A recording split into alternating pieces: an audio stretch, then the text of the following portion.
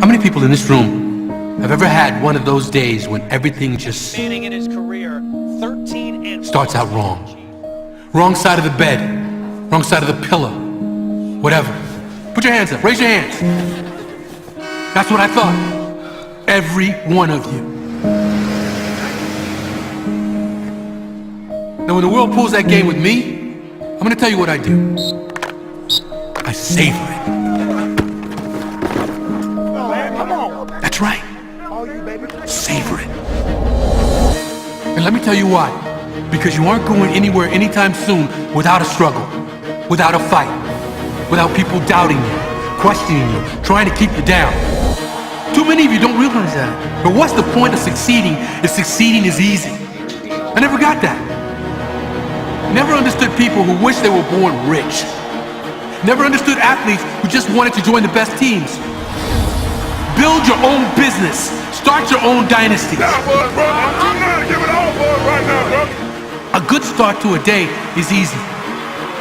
I want no part of easy. I want the struggle. here we go.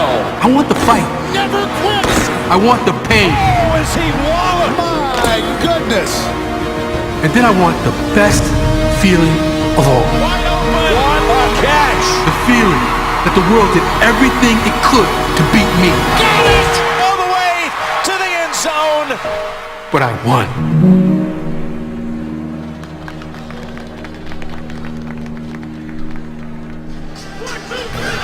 Yes, and it starts here in Kansas City. The city of fountains getting set for this AFC West matchup between the Denver Broncos and the Kansas City Chiefs on a sticky night. At 87 degrees and humidity is high and a possible thunderstorm in the second half of this game. Now the Chiefs won the toss and have elected to defer. They're going to send it down to the Broncos to get this started. That's right. Keep the crowd into it. I think that's why Andy Reid turned it down to put that Broncos offense out there. Crowd noise and a talented defense Kansas City has also.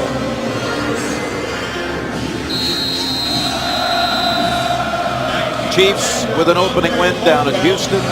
Denver a home victory. Hard-fought battle it was against Baltimore. Cairo Santos to kick. Andre Caldwell is back deep for the Broncos.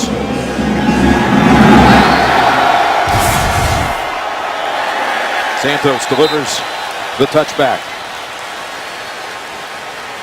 Well, Peyton threw it 40 times last Sunday, Phil, and I don't think you're looking for anything close to that tonight. No, tonight will be the exact opposite because last week they felt like they couldn't run the ball against the Baltimore Ravens, and they couldn't. Tonight, Peyton's going to huddle up more.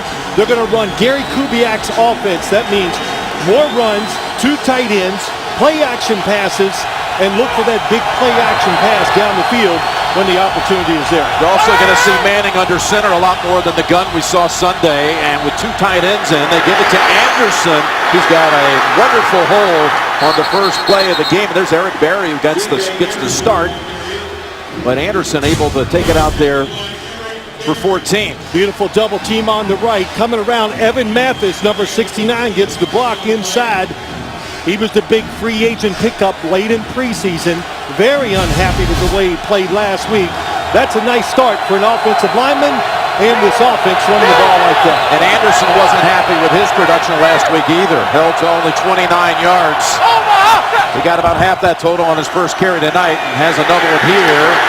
And he's met by Houston, and DeVito is a great long run stopper right at the line of scrimmage. Gary Kubiak, a winner in his debut on the Denver sideline as the head coach, but you do have this, if you will, merging of different offensive philosophies, what Peyton's done his whole career, and the way Kubiak likes to do it. Maybe a little merging. This is Gary Kubiak's offense. Everybody, that's what we're going to see. Peyton Manning's not in charge of the offense anymore for the Denver Broncos. It's Gary Kubiak and what he likes to do. A 2nd and 10. They give it again to Anderson, and it's a gain of 2. If he's not in control, talking about Peyton, of this offense, when do you think the last time was in his career when he didn't have control of the offense? Well, you know, it's strange. He's got to adapt to this new way of playing. And you and I were talking about it, and I think we came up with this. Probably the 2nd year of his career when he took over the offense. He had Tom Moore as an offensive coordinator down in Indianapolis. Going to go to the gun here. On 3rd and 9, they bring in Norwood as the 3rd receiver. Peyton's first pass, complete but well short of the first. Sanders, the recipient. Sanders, who caught 5 balls last week on 3rd down for conversions, but did not run a deep enough route this time, and the Broncos will come off the field. Yeah, what they were doing, 3rd and long. Look what everybody is here in the back. They faked the blitz, and they're going to let Peyton Manning throw it short, and they come up and make the tackle. That's what you want to do on 3rd and long. Well done by the Kansas City Chiefs. Got the Colquitt brothers punting on each side here tonight. This is Britton, the younger brother by almost 3 years. Last week averaged 52 yards a punt against the Ravens. DeAnthony Thomas comes up to about the 13. They work that left sideline, out of bounds near the 20. 45-yard punt, 6-yard return. Broncos pick up 22 yards on their first possession, but forced to punt. We'll see the Chiefs offense next.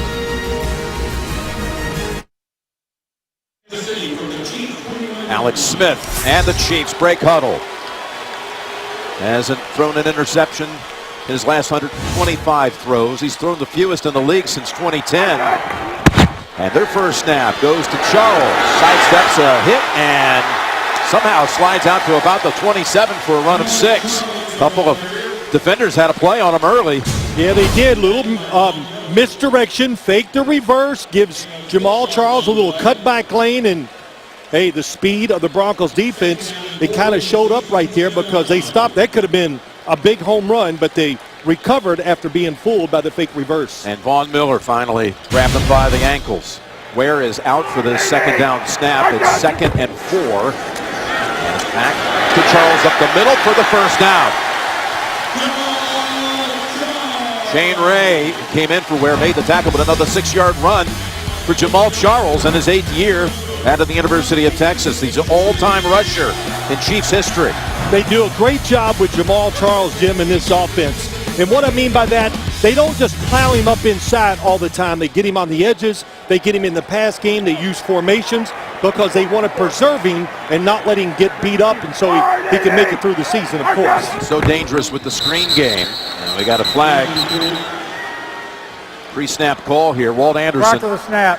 Ball start, number 75, offense. 5-yard penalty, still first down. And Walt Anderson celebrating his 20th season as an NFL referee. His crew is the most experienced of all the crews in the league with 102 combined years of service. So Ware comes back after missing a snap. And the man who had replaced him, their first rounder out of Missouri, Shane Ray, made the tackle on that previous play. But they back him up 5, 1st and 15. Marcus Ware is mic'd up tonight. Here he comes after Smith. The pass complete. It's James O'Shaughnessy, the rookie out of Illinois State, with a flag out. They picked up 24.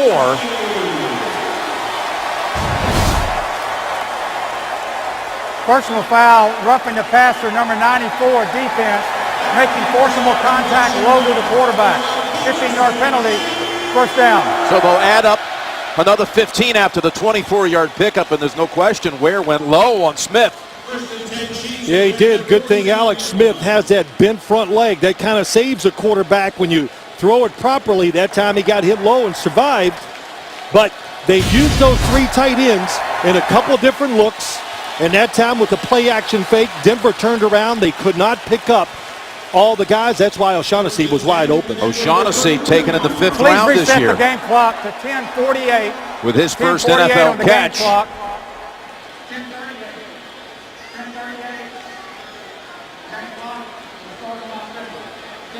Never miss a moment of football action with the CBS Sports app. Every play, every story, every highlight right as they happen. Download the CBS Sports app now. Well, when you watch Kansas City, Andy Reid's one of those coaches. They like to have that play sheet. The first 15 plays, it's usually a lot of formations, very deceptive, and they're going to give the defense things they have not seen on film so far. Well, and Kelsey split wide to the left, and Smith looked that way, then goes right. And he's got the hook up with Jeremy Maclin, the former Eagle, who signed with the Chiefs back in March. Getting reunited with his former coach, Andy Reid, picks up 12. Well, you got a great pass rush. We know that about the Denver Broncos. But this week, they're not facing the Baltimore Ravens where you kind of know it's a static offense, doesn't do a lot. Tonight, the screens, the quick passes, the run game, everything involved, it's going to be harder for Von Miller and DeMarcus Ware just to come after the quarterback. Inside the 20 by the nose of the football. First down carry goes to Charles.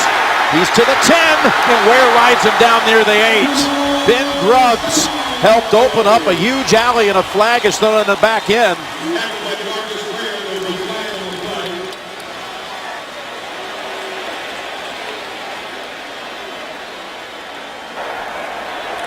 After the play, personal foul, unnecessary roughness, number 98, defense.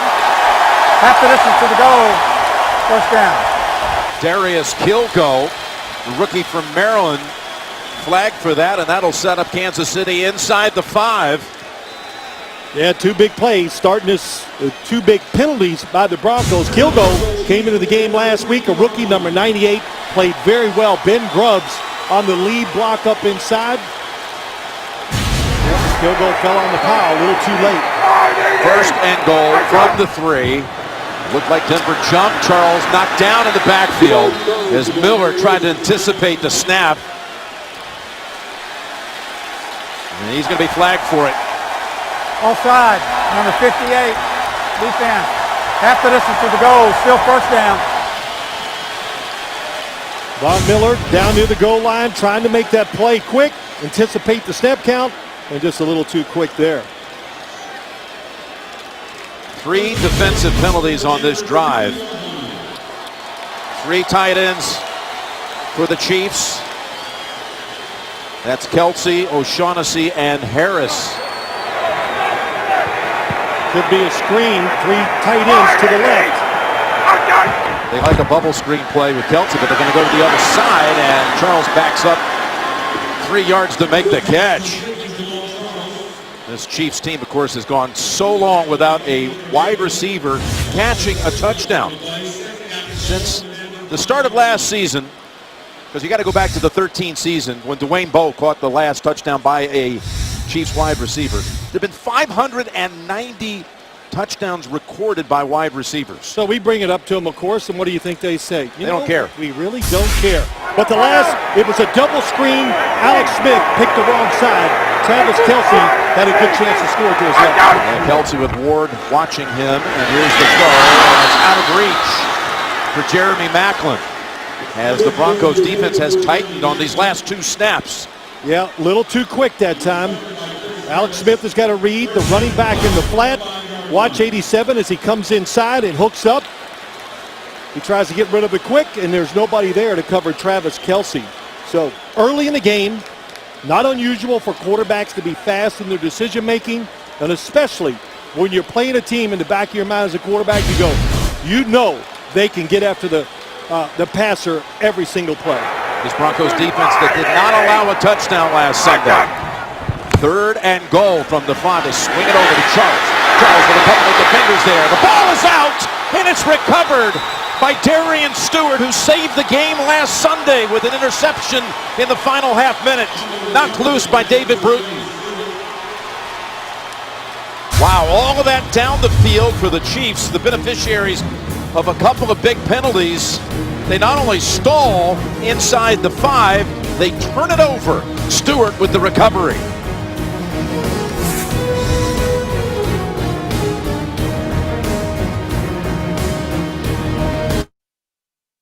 Downtown Kansas City and Union Station, and a lot of disappointment inside Arrowhead as the Chiefs, nothing materialized in the end. They cough it up, and here come the Broncos with a sack turned in by the Chiefs defense. DeVito is the one who gets the Manning.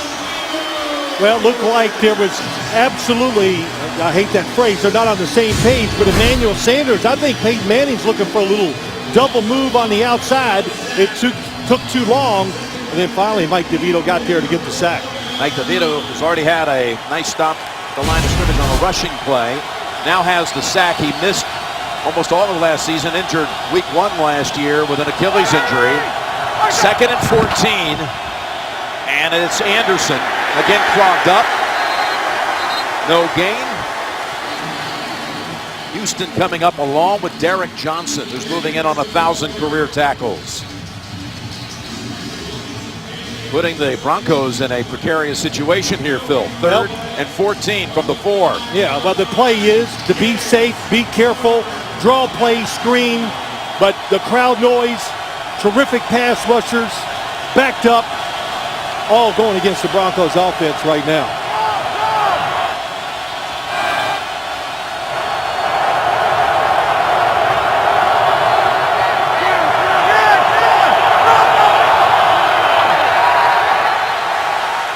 Manning calls the timeout.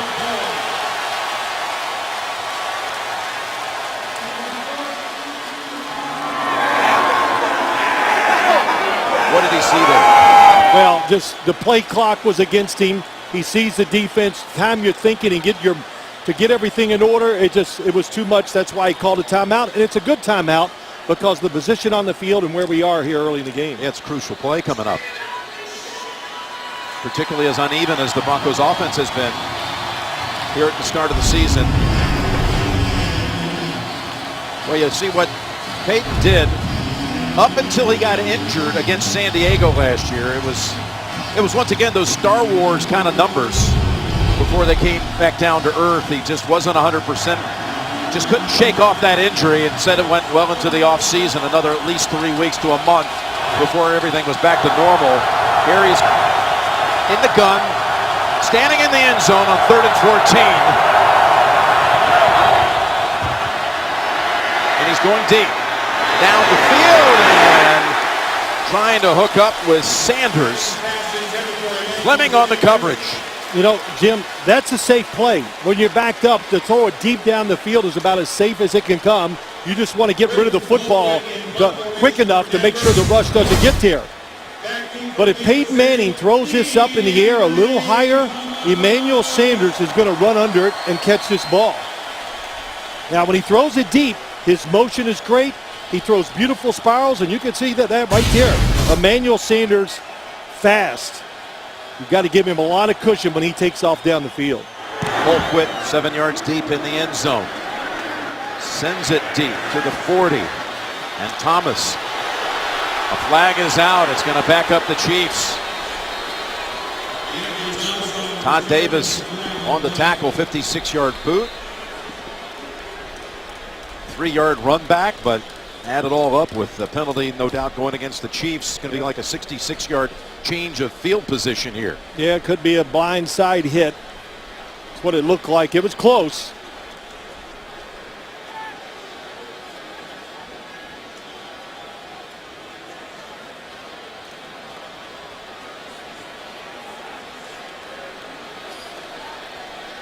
They're having a discussion whether or not Charkandrick West did, in fact. During the return, personal foul, unnecessary roughness, number 35, receiving team. Blindside block high. 15-yard penalty. Be first down, Kansas City. Timeout. It is on West.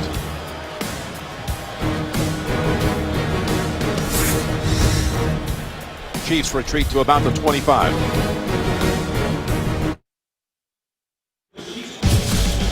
Don't miss the season premiere of TV's #1 comedy on its new night, The Big Bang Theory, Monday, 8/7 Central, right here on CBS. The penalty knocks the Chiefs back 15 yards to the 27. Carry for Charles. Wiggles out to the 30 for 3. I mentioned earlier to Marcus Ware is mic'd up, and let's see what he has to say early. Thursday night, everybody watching. It's like a Monday night game. Let's give him something to watch. Let's give him something to watch, baby.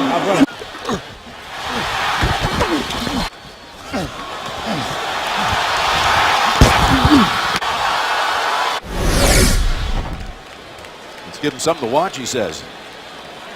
And it's a 2nd and 7 for the Chiefs as they load up the backfield. Thomas is coming in motion. Smith, middle of the field, he's got Kelce. Kelce hit by Ward at the 45, but Travis Kelce with his first catch goes for 16. That's about as long as you can hold the football, too, when you play this defense. DeMarcus Ware gets a big hit on Alex Smith. And what they've done so far, Jim, they're running the football up the middle. Alex Smith getting rid of the football as fast as he can because they don't want the two pass rushers to destroy the game. We saw Ware last Sunday in the backfield with Flacco throughout that game. He looks like he's 5 years younger. 1st and 10, and pre-snap flag again. Well, start, number 87, offense. 5-yard penalty, still first down. Well, Travis Kelce, he has some big personality, and he brings a lot to this team emotionally. Last week, just look at some of the next-gen stats he ran during the course of that game. Over 1,000 yards.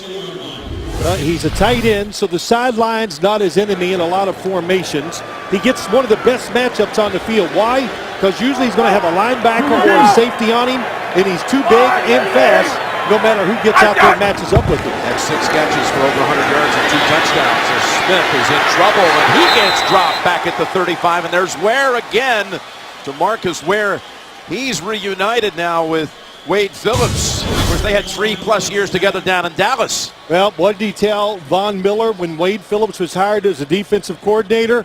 He goes, everything is going to change for us because the 3-4 defense allows DeMarcus Ware and Von Miller to go after the quarterback much more than they did in the 4-3 defense they played the past few years. Wade Phillips bringing a positive message to this Denver defense. His 2nd stint as the team coordinator with the Broncos goes back a quarter century ago the first time around.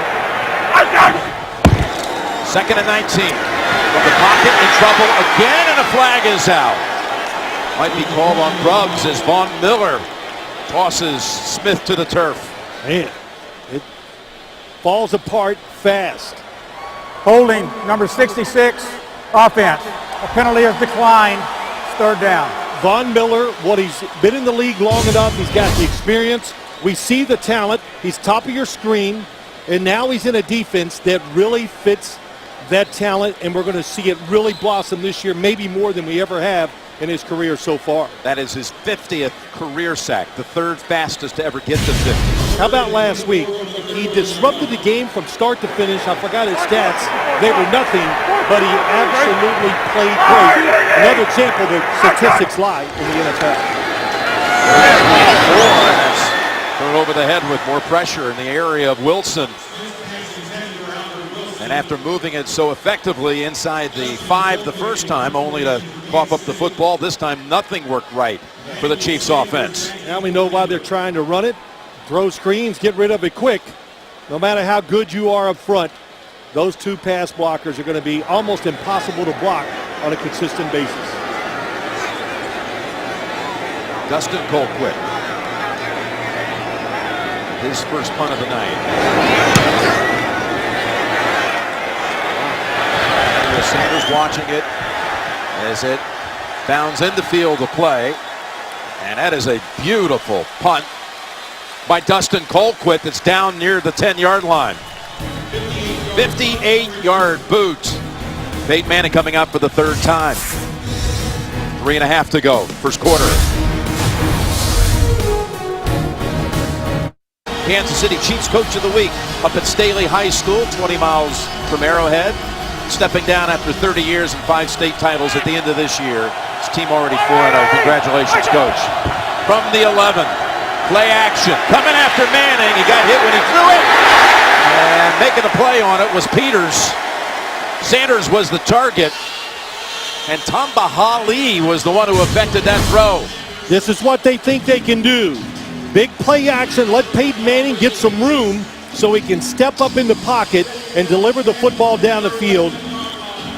Emmanuel Sanders looked like he was going to get there. Very good play by the defensive back. Wow, his head got bounced around a little bit. When we met with Peyton yesterday, he said he was sore.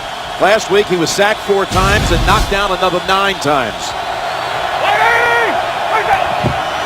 Short week to recover. 2nd and 10. And Anderson able to scamper out for about 3, setting up 3rd and 7. If one pill could make you a genius, what would you do? Don't miss the series premiere of Limitless, Tuesday at 10, 9 Central, only CBS. You and I have done a lot of games with Peyton Manning as a quarterback in Indy and in Denver. Between the last 2 realistic games, San Francisco to preseason and last week, the number of hits and number of sacks, usually it takes half the year to see that. This offensive line, a lot of mental mistakes last week. That first one there was physical. 3rd and 7, and they're coming after him. The blitz, the throw, the completion to his 3rd down favorite, that being Emmanuel Sanders for the first down. Jamel Fleming, number 30, nice job here. It's a blitz up inside. Peyton Manning saw it, and he just automatically drifted to his left to give himself a throwing lane. The blitz was not picked up. A really good throw by Peyton on that one. Very good throw. But once again, there's the blitz and somebody coming free to the quarterback. Ronnie Hillman's in the game. The fake to him, and Manning looking long. Looking way down the field to Sanders, and it's knocked out of his hands by Parker. Oh, just when it looked like it was going to be caught. What a play by Parker to reach in and bat it down. Flag back in the line of scrimmage. Holding, number 50, defense. 5-yard penalty from the previous spot. Automatic first down. But Jim, let's look at the pattern. Here he goes down the field. They're not going to be fooled. The safety's going to get back there, but he loses the football. So Peyton Manning does the right thing. He throws it across the field, and Sanders cuts under Parker their time, and what a recovery by Parker. So even though they were not fooled, they had him double teamed, throw it up there and let your fast receiver Emmanuel Sanders go get it. Got a new set of downs at the 27. Cody Latimer in as a receiver. It's Caldwell. A lot of separation off the line of scrimmage from the rookie first rounder Peters. They take advantage for 6. Well, you know the first rule of thumb, defensive back, don't get beat deep. So field position, knowing the situation, don't be too aggressive. Marcus Peters did a good job that time. Peters, who made that interception last Sunday on his first NFL play. As the Chiefs kicked it in high gear early on their way to a win in Houston. 2nd and 4. Ronnie Hillman's first rush. And this just back to the line of scrimmage. Jay Howard there to meet him. Well, last year, the Kansas City defense, one of the worst in the NFL against the run. They got back Mike DeVito. That really helps. And Jay Howard, big, tough run stopper inside. And, of course, getting Derek Johnson, Eric Berry, all those guys back helps out your defense. Bob Sutton, the defensive coordinator, very aggressive. I'm sure we're going to see some blitzes tonight because the Broncos have not done a good job of picking them up so far. 3rd and 4. Houston has another sack for the 8th consecutive game. Justin Houston gets in the sack column. Obvious passing situations. You put Ryan Harris, number 68, one-on-one against one of the best pass rushers in the NFL. That's tough. 2nd sack of the night. Already 6 on the season in 5 quarters on Peyton. He was dumped last year only 17 times through the whole year. 6 in 5 quarters. As we're about to run out of the first quarter. It's not time. We got a scoreless first 15. Prior to the snap, this is the end of the first quarter. We'll return to Kansas City after these messages. You're watching Thursday Night Football. CBS, home of Super Bowl 50.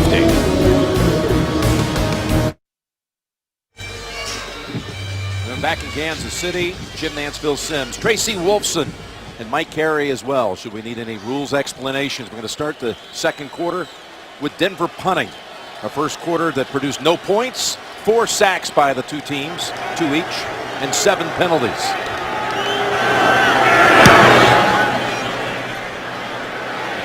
Colquitt. This could be returned. Thomas. And another flag out on special teams, and the ball came out at the end.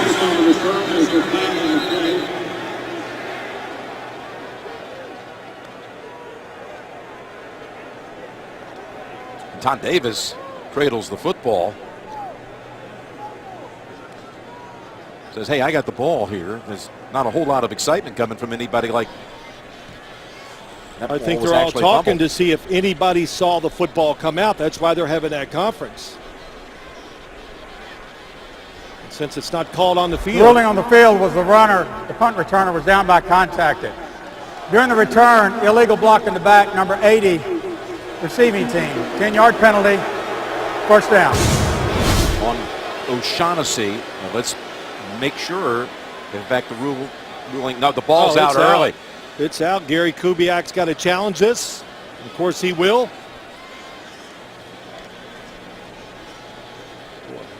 Jawan Thompson, what a the good backup job. running back, was the one who reached in. Went in there and punched it out. Watch his right arm.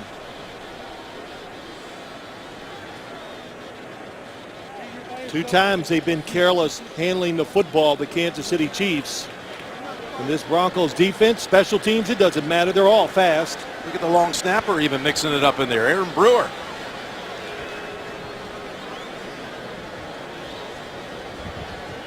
Shaq Barrett. Jawan Thompson, I think, is the one who got a hand on it. You can see the recovery's clear, so there's no question.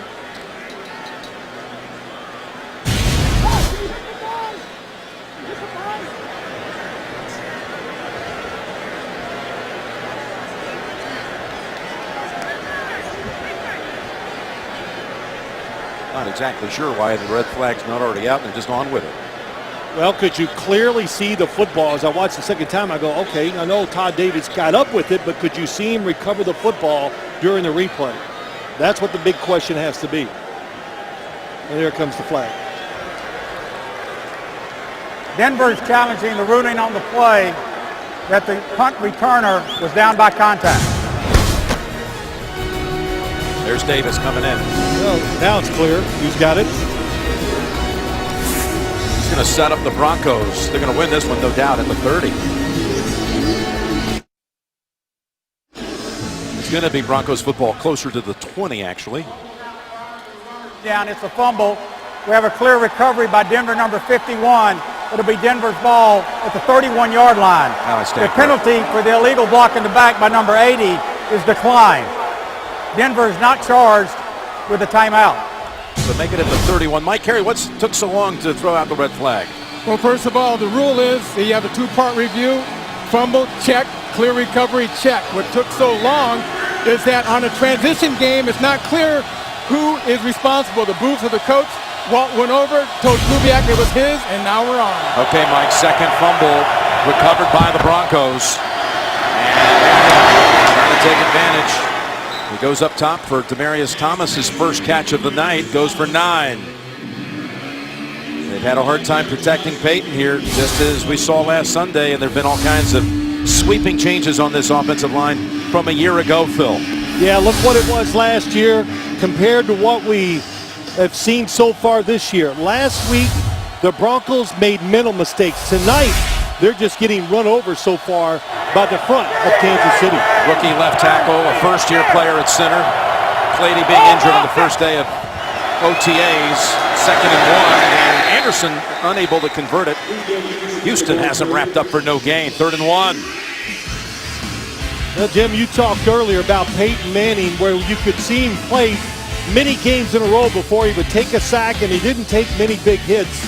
But the last 2 games, 2.5 games, we've seen so much of this.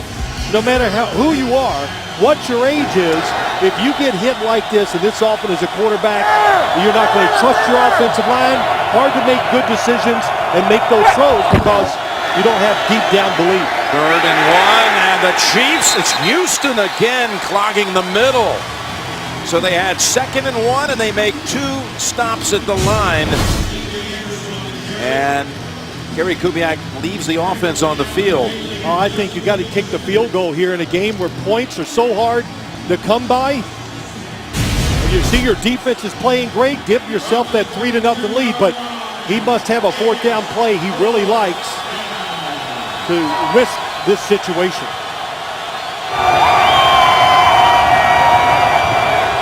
Fourth and 1 after the Thomas fumble.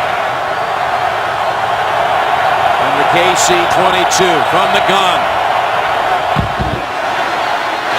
They run it. Anderson has it.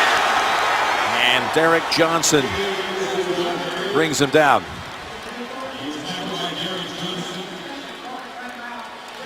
Oh. 30-second timeout. Gary Kubiak saying, who called timeout? It wasn't me. So no play. So we're back to 4th and 1 all over again. Bypassing a 40-yard field goal. They go end around with Sanders. Chiefs are there, and it looks like Parker stopped them short.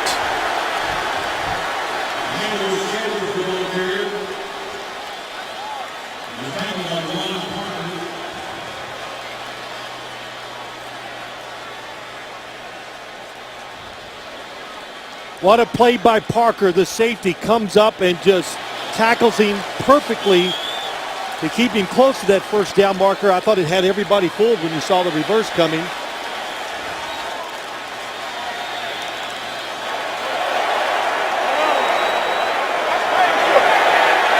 Chiefs football. So a timeout was called, taking away what would have been a first down. Peyton called it, but the ball was coming out anyway. And then they had to go back to this play, which was thwarted by the Chiefs.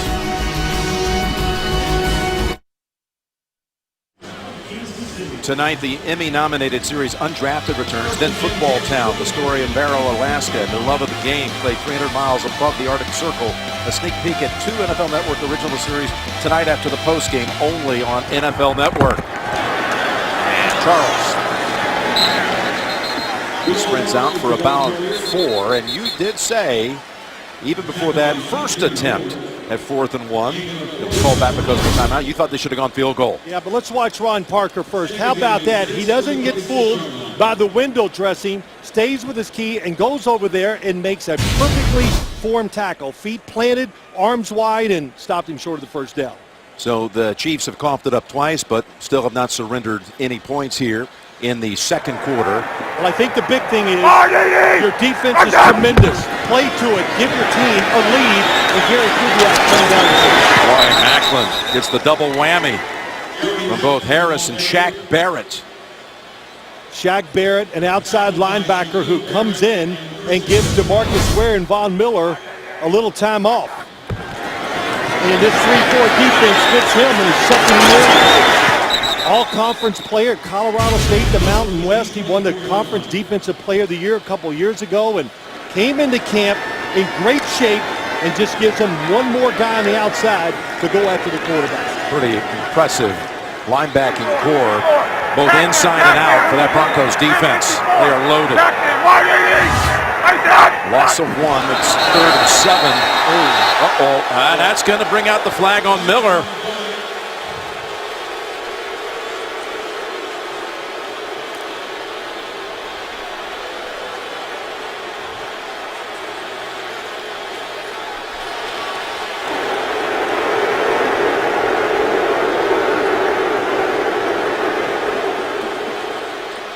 Division rivals, a lot of emotions, second game of the year, a lot of mistakes.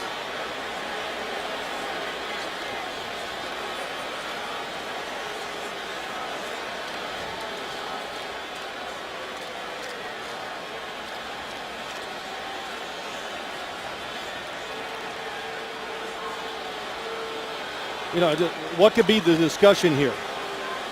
Let's bring in Mike Carey. There are 2 fouls on the play. False start, number 79, offense.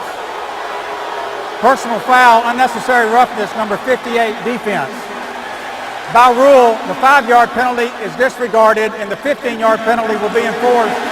First down. So it's not nullifying penalties. Not when it's a 5 and 15.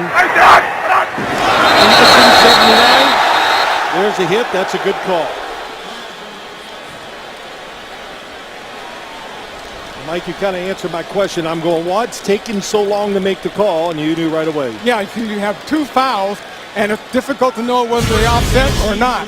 But if there's only a 5-yard penalty, we're going to enforce the 15-yard penalty every time. And that's the 3rd personal foul penalty against the Denver defense. So the Chiefs set up with new downs at the 39, and they go inside to Charles for a couple, maybe 3. After the game, catch the man who's taking late-night television by storm.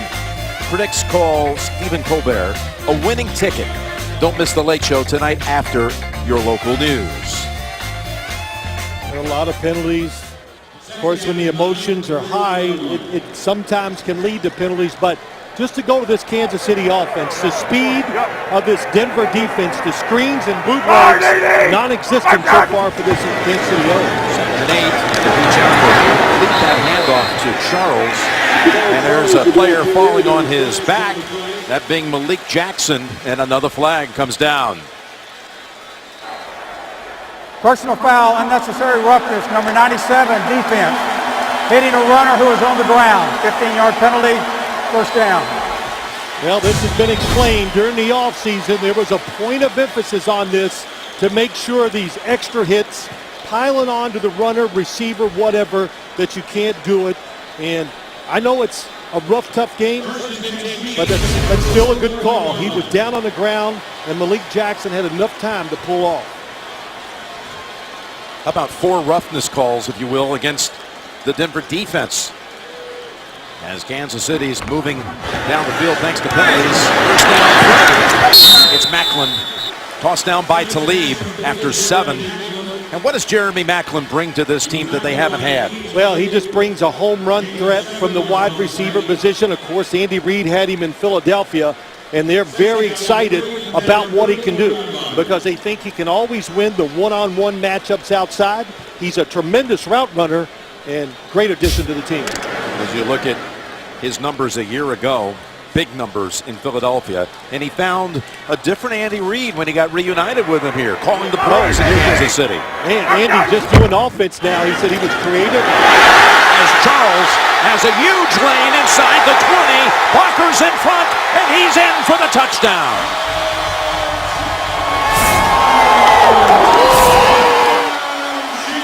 And you were talking about Jeremy Macklin. He threw a pivotal block that helped get Charles into the end zone.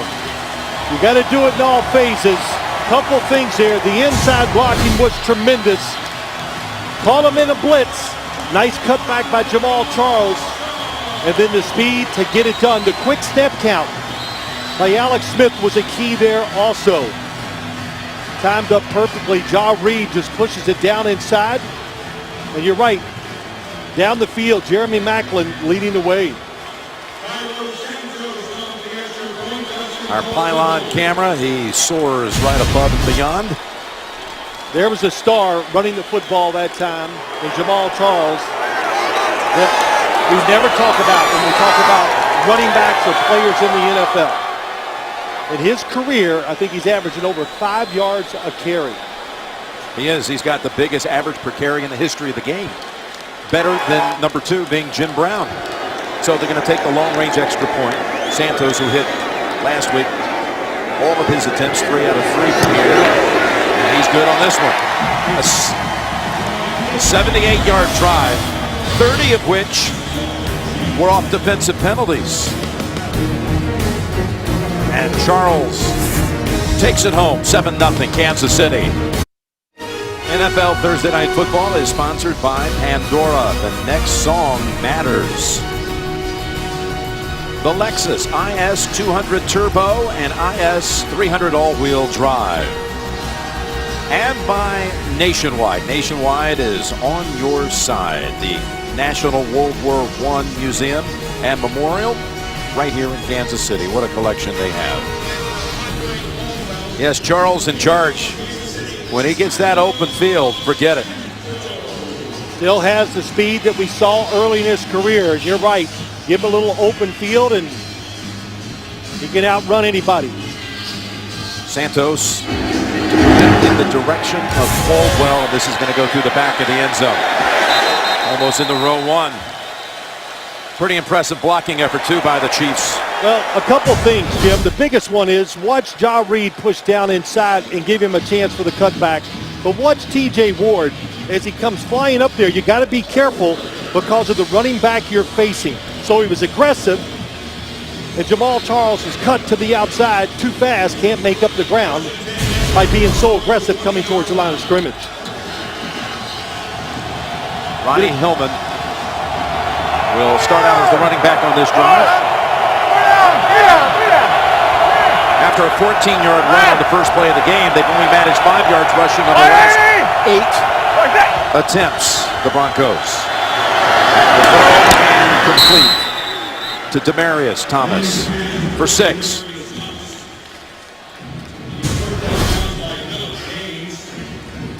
Here's a little next-gen look at what Jamal Charles did with that touchdown run. Wow, he saw right away the cutback. And then the great hustle by the wide receivers getting blocks downfield.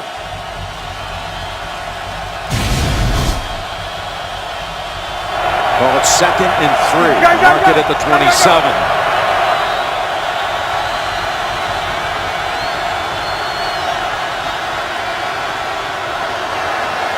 From the gun. And it goes sideways. He's Virgil Green for the first down. You know, just go back to that last drive a little bit. Gary Kubiak, we watch the pass outside. They go deep. Nobody covers Virgil Green in the flat. But what we think it was a mistake not kicking the field goal, Jim, and then the personal fouls led to that touchdown for the Kansas City Chiefs. No touchdown passes in his last 98 attempts. That's now the longest drought of his career. 6 out of 8 tonight. Throwing again, and well played by Peters. And a flag comes out from behind. Thomas was the target. Peters makes an appeal to no avail. Pass, holding, number 22, defense. 5-yard penalty from the previous spot. Automatic first down. Next Thursday, your weekend starts with Kirk Cousins and the Redskins and a rumble among rivals with Eli Manning and the Giants. It's all here, Thursday Night Football on CBS and NFL Network. We'll go into the NFC East as, again, there's a heavy emphasis on divisional action, rivalry games on Thursday Night Football.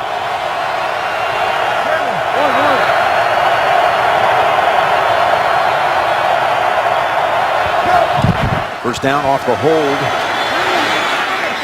And that's Ronnie Hillman getting close to midfield. Now, Phil, during the preseason, the first team unit of the Broncos was out there for 10 total drives, 11 series last week.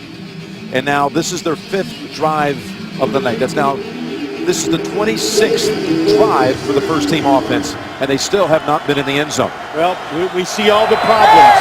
Not getting enough time. The run blocking's not great so far this season. The opportunities they've had with Peyton Manning throwing it deep, they have missed. 2nd and 3, Hillman. And having a hold on him right away is Jay Howard. You know, it kind of goes back to what we said early in the game. It's not Peyton Manning's offense anymore, which he has run for so many years. This is Gary Kubiak's philosophy and the way he wants to manage the football team and the offensive side.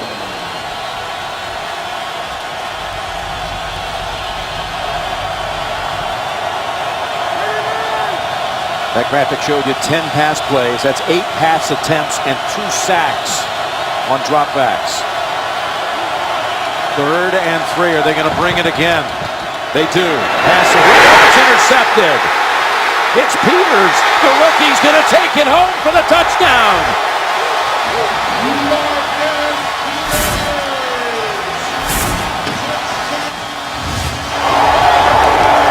A free blitzer is coming at Peyton Manning, so he tries to anticipate the throw, knowing they can't block everybody.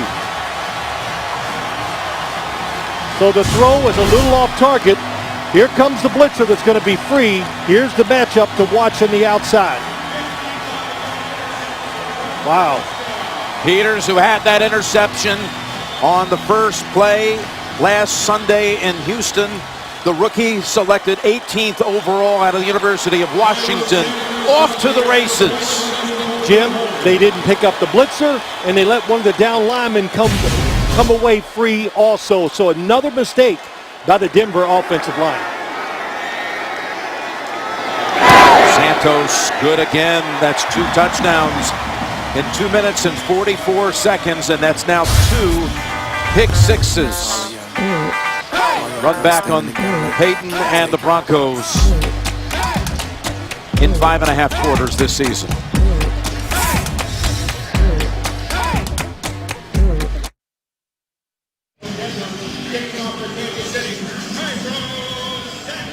Peyton Manning's just been picked off. Run back 55 yards. Marcus Peters for a touchdown. Hey, Jim, make no doubt about it. We saw it last week, the Baltimore Ravens, and we're seeing glimpses of it here tonight. The Kansas City Chiefs, they see the problems this offense is having, and they're going after them. This was almost taboo last year. People wouldn't do these type of things against Peyton Manning and the offense, but they're emboldened by success. The all-out blitz, playing for the short pass, and timing it perfectly for an interception for a touchdown. And Santos, this one could be run back by Caldwell. He'll take it out. And a flag comes in, which could back up the Broncos inside the 10.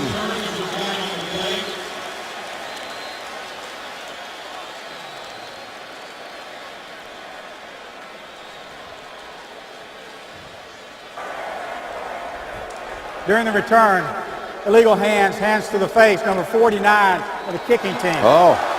5-yard penalty, first down. So look, Daniel Sorensen flagged for that for the Chiefs. just look at the people up at the line of scrimmage. Everybody playing the receivers tight. Last year, this would have been a screen, a pick play.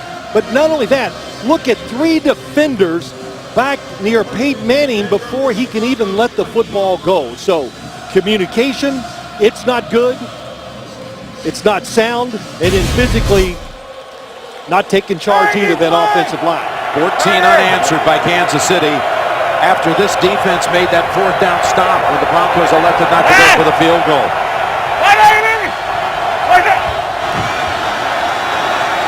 Peyton's coming right back from it. And he was almost intercepted again off the fingertips of Fleming as he threw it too high for Hillman. And if Peyton Manning was feeling any pressure coming into this game, with all the talk that's been out there, what do you think he's feeling now? Well, he's got to feel it. I don't care who you are in this league. If you've played as many years as Peyton Manning has, uncertainty, like I've said, of the offense, well, the football gets out of control. They took away the deep pass they're trying to throw that time, but not trusting your blockers. Not staying with the first read because you figure that pass rush is going to get there. He's in a shotgun on 2nd and 10. He fires it down the middle of the field, and it's caught by Thomas. Peyton stepped up and got it into his hands for 19 yards. That was a beautiful throw. It was. Good job of stepping up in the pocket. That's what he does very well. And when he steps up, Jim, he gets his legs underneath him, and he can throw those footballs just like that, on the money, with enough power where the defense can't make the play. I thought I would see more of that here tonight. Longest pass play of the season for the Broncos, 19 yards.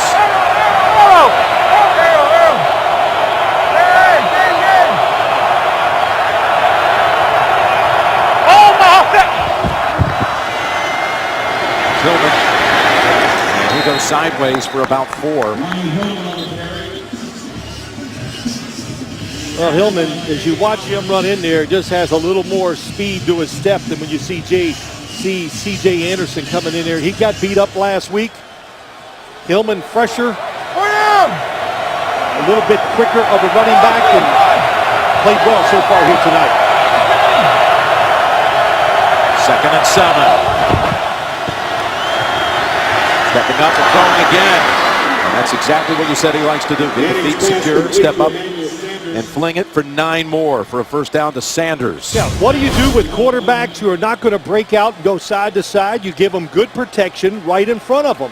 So that time, that little hop, when you see him hop like that, he has a chance to put a little bit more speed on the football, and it gets there before the defense. From the Kansas City side of the field. Protected and throwing right on target. It is to Sanders again. Beautiful throw, good timing, rhythm, everything. Take this pass rush away by throwing the football in rhythm. And that's a couple, 3 straight throws right on target by Peyton Manning.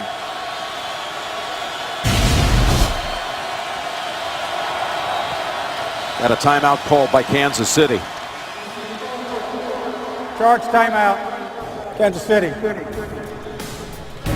So, the best sequence of plays of the night for Denver. Timeout. You know, Jim, the one thing I like, when Peyton Manning's in the shotgun, there's no question it gives him a little more time. It makes it easier on him, and he can hop into those throws, which we have seen these last 3 completions. Coming out of the Chiefs timeout.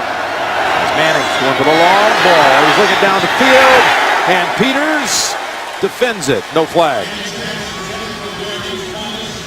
Peyton looks different on this series, and this is not exactly the type of offensive scheme we thought the Broncos would be going with all night tonight. Well, you got to give yourself a chance to win. Demaryius Thomas has it. The football's a little underthrown. He has to slow down, and that allows the rookie Marcus Peters to get back in there and make a play. One thing that's really hurting Peyton is the Denver running game is not good again this week. 12 carries for 29 yards. On second down, now they're going to run it. This could be the biggest run of the night. It's Hillman. Running behind Sambrailo and Caldwell. Caught him that time. They're going to block it inside. Sambrailo's going to pull out. What a block by him, the left tackle. He's a rookie, very athletic. See the receivers go inside. Here comes Big 74 to lead the way. And the second round left tackle out of Colorado State. Big snap count, caught him too. Sambrailo helping free him for 16 yards in the red zone. Manning on the bootleg, incomplete.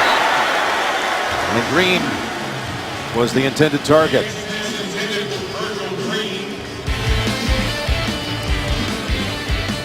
Well, let's look at what happened on the interception. We saw the blitz. Where's the football supposed to go? Outside. He throws it inside. And that's why Peters makes the interception for the touchdown. And that last play we saw, the bootleg where the pass was not completed. We saw that last week too, Jim. And that is like the #1 thought that Gary Kubiak does with his offense passing the football. It's bootleg passes by the quarterback. It was there. And it's 2nd and 10. That time, and he's got the short toss to Norwood for 3.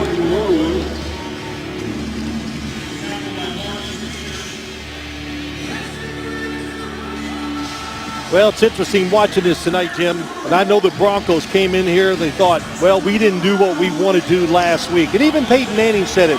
We're going to run all the stuff that we made work all during training camp.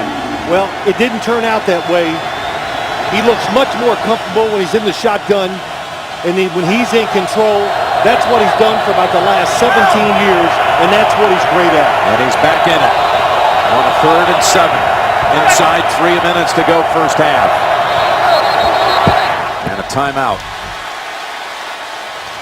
Called by Peyton.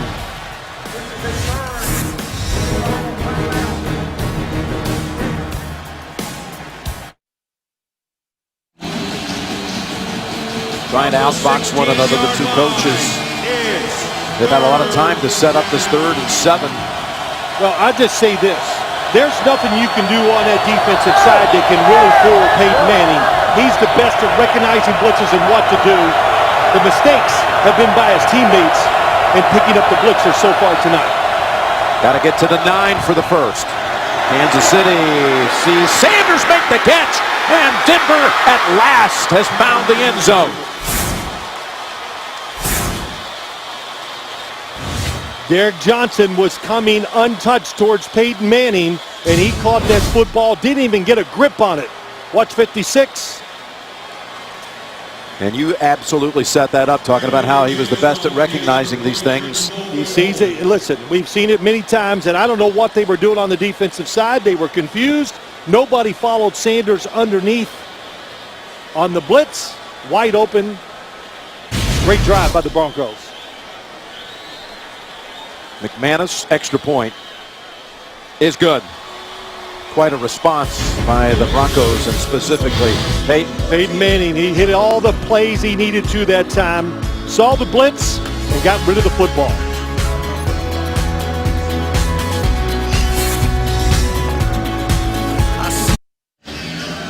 Coming up on the Lexus halftime report, JB, Dion, Coach Cowher, and Tony Gonzalez will break down all the first half action. Dion, man, getting ready.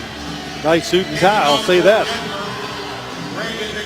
There's JB down the sideline. We know one thing about JB tonight. He's sweating down there because it's hot and humid here in Kansas City. He's going to be honoring members of the Chiefs Super Bowl championship team. Super Bowl IV at halftime here.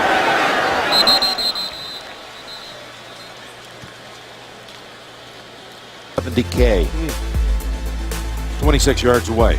I thought Brett Favre, 71,000 yards, even for Peyton, was unattainable. There was no way he was going to be able to stay in the league long enough to get it done, and of course I was wrong.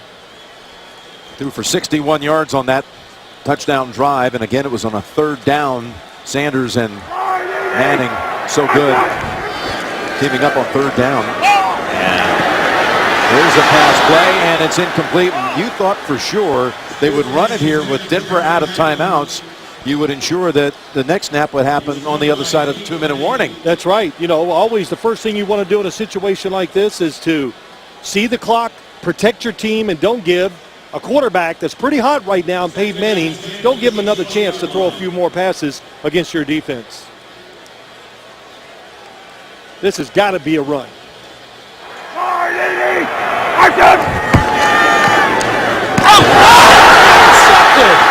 It's Aqib Talib, back-to-back pass plays by the Chiefs. Aqib Talib read the quick drop by Alex Smith. That's what he does. We saw it last week against Joe Flacco. He can read receivers and the quarterback. Look at him outside, number 21. He's watching what a break by Aqib Talib. My gosh. His second interception in 2 weeks, and the Chiefs had every opportunity to, at the very worst, go into the locker room with a 7-point lead. Well, I can see why Alex Smith threw the football. The little fake, Aqib Talib was way off the football, and look at Wade Phillips. He says, this pair of corners I have, Chris Harris and Aqib Talib, they're the best I've ever coached. And what really drives it over the top, they know how to go and catch the football. Third takeaway for the Broncos.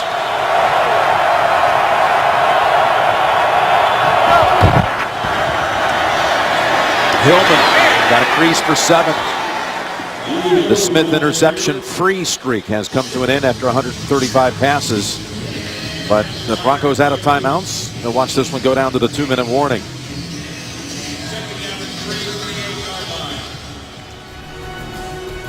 Boy, a sudden turn of events here. The Broncos 8 yards away from tying it up before the intermission.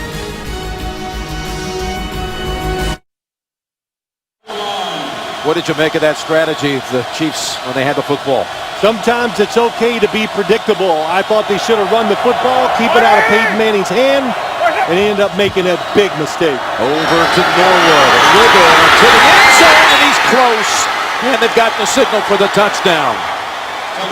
Jordan Norwood. That's what we're used to seeing, these type of plays. Immediately, Peyton Manning sees, I think it was a run play. The corner's too far off, and he takes advantage of it. I'm not sure the knee didn't hit first. Let's see. Arm, yes, it's going to be short. Yep. from the pylon cam. The ruling on the field is a touchdown. The previous play is under further review. That ruling on the field will be no doubt overturned. They'll be about a half yard away.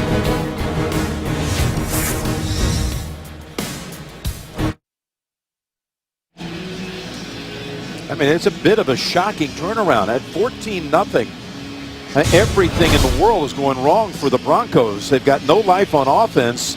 All of a sudden, they put together a drive and score. The strategy backfires on the Chiefs to go to the air before the 2-minute warning. And just waiting for this to be overturned, and that's right. It'll be still a first down anyway. After reviewing the play, runner's knee down. The ball is at the half-yard line. It will be first and goal from the half for Denver. The game clock will start on my signal. Second game of the year. A lot of mistakes by the players out in the field. Personal fouls, missing coverages, not picking up the right guys on blitzers. And in my opinion, no big mistakes by the coaches here in the first half. All set up this time by the Talib pick. Ronnie Hillman is the running back. Hillman 6 carries for 33 yards. The starter Anderson has 7 for 19. 14 came on the first play of the game. First and goal. And it's Hillman. Look at him trying to power across, but they don't give it to him.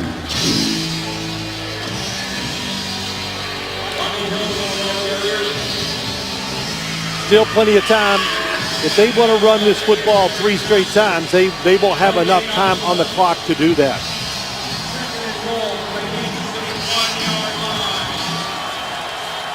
You know, Evan Mathis, their left guard, who they signed after the 3rd preseason game.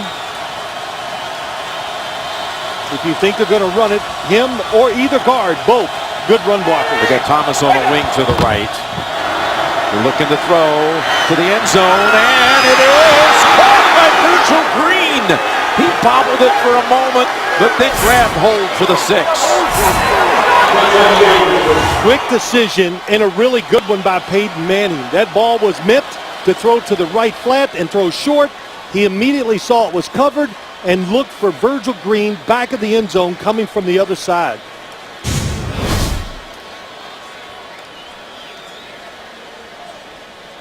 This used to be Julius Thomas's role. Of course, he is now with Jacksonville, injured here early, and feet, no question, they're down. Virgil Green has his 2nd career touchdown. And the Broncos have a 2nd touchdown in a 1 and 43-second span.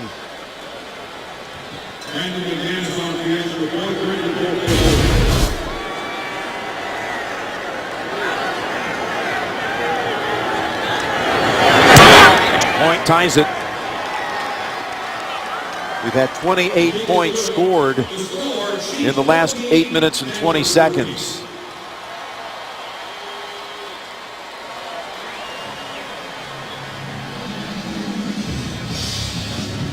Well, what a confidence builder for the Broncos. Look at the possessions. They do nothing really on offense. They have a 10-play, 80-yard drive that just pumped life into them. And then Aqib Talib makes that interception, Jim, and man, they got to go in at halftime and just, no, they averted disaster. No, they were on the brink of this game being ugly. Absolutely. 14-0. The crowd was into it. They're not blocking anybody. And what do? They give it to Peyton Manning, put him in the shotgun, and he came through with some big throws. Peyton with touchdown passes on 2 of his last 3 throws.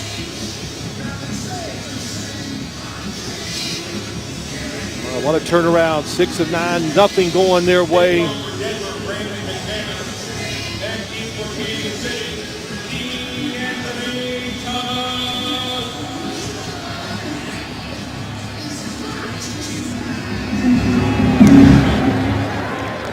McManus denies any run out opportunity.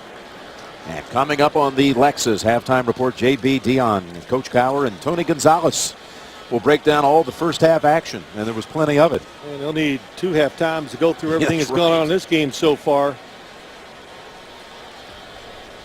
Chiefs have one timeout. I don't think they're going to throw a short pass. I just got a feeling this time they're going to run the football. First and 10, Kansas City from the Chiefs 20-yard line. Since you get the ball to start the second half, Kansas City does. Might have been the first time Peyton smiled in almost a week. After that turnaround, Denver can't stop the clock.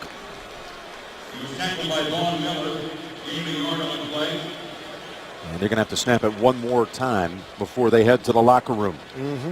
And again, as you mentioned, Kansas City deferred and will receive the second half kickoff. Let's go back and look at that touchdown real quick. What went on?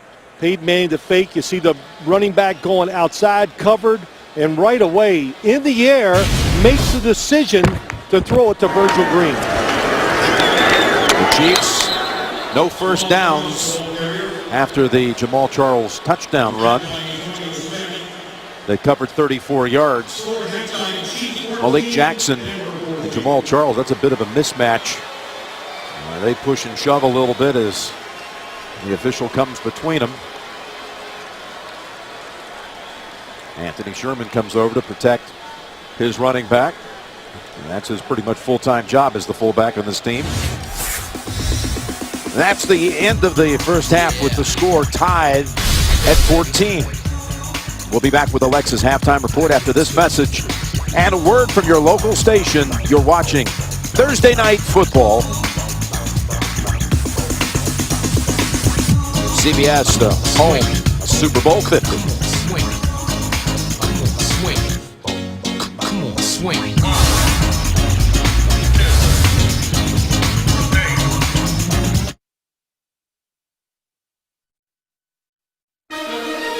NFL Thursday Night Football presents the Lexus Halftime Report. And here's your host, James Brown. Two Peyton Manning touchdown tosses in a minute and 43, and we are all knotted at the half here at Arrowhead. 14, but there's no question in terms of that first half, it was bad Peyton Manning, good Peyton Manning, Coach. Yeah, there's no question about it. I mean, what we saw early in the game, look at what we saw last week.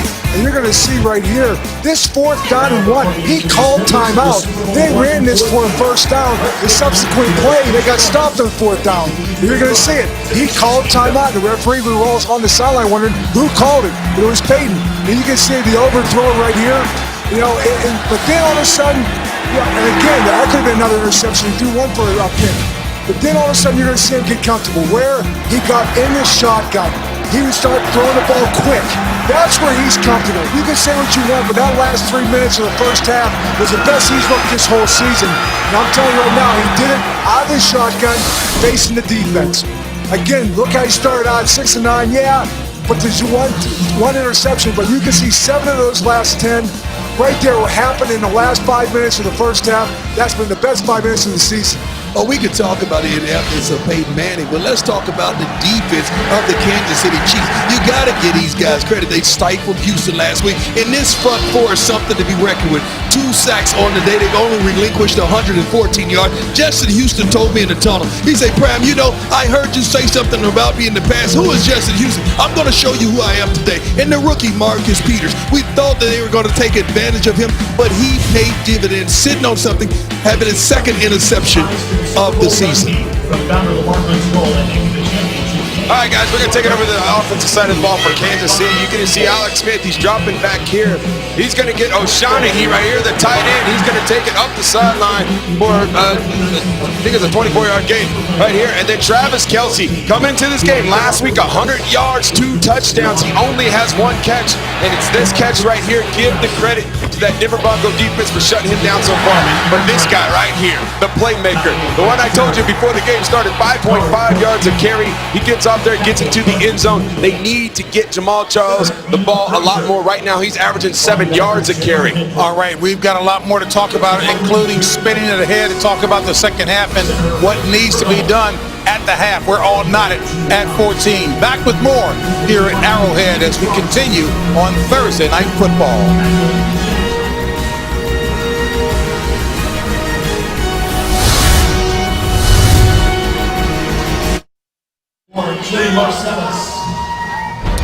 His rise to stardom inspired a new generation to follow their NFL dreams. A Football Life, Christian Okoye, tomorrow at 9 p.m. Eastern, only on NFL Network. Here at the half, we're all nodded, and there you take a look at that. They talk about the Nigerian nightmare. Tony certainly knows he was a beast of a running back. Oh, one of the best running backs ever. Yeah, you know what? And just going forward in the second half of this game, I just think right now for Denver Broncos, leave Peyton Manning in the shotgun. You can still run the ball from there. You can throw. He looks so much more comfortable. And to me, that's the biggest thing. And for Kansas City Chiefs, you just can't turn the football over and don't get away from the run. Sit there and get the ball back to Jamal Charles. You get Alex Smith throwing the ball the last 2 snaps. In the second one, he got intercepted. But Kansas City, I think they need to find a way to get Kelsey the ball. It's tough for him to match up with anybody. He's a nightmare for any linebacker or safety. And Jeremy Maclin, you got to find a way to get him going some type of way. I like what Alex Smith is doing. Yeah, that was a bad pass. One of the best corners in the game, Aqib Talib. You can't do that. Pick and choose the corners you want to go at, and he's not the one to play with. Yeah, and then for me, you talk about Peyton being bad, Peyton being good. Peyton was bad in that first quarter because he was getting a lot of pressure brought by Justin Houston and Tamba Ali. In that second quarter, the pressure wasn't coming as hard. I know Peyton was getting the ball out of his hands, but they need to get back to stopping those quick throws, make Peyton throw the ball deep.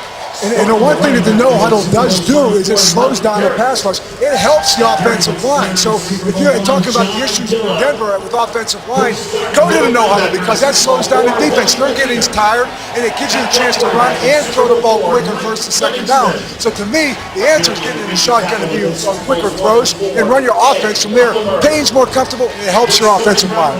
A very polite way as Coach Cowher is articulating it to mask the problems that continue on that offensive line. Let's see what happens in the second half. We'll be back. Jim Nantz and Phil Simms, Tracy Wolfson after this. Thank you for watching the Lexus Halftime Report.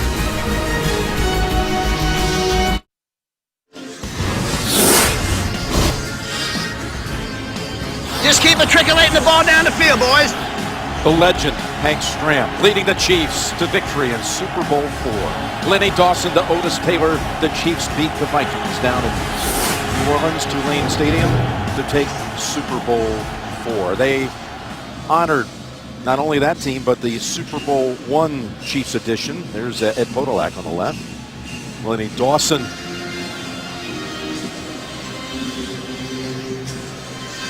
And there is Phyllis Stram, the widow of the Hall of Famer, the coach, Hank Stram. Of course, Lamar Hunt, the founder of this franchise, coined the name Super Bowl and liked the idea of Roman numerals to enumerate centuries and world wars tied to the game.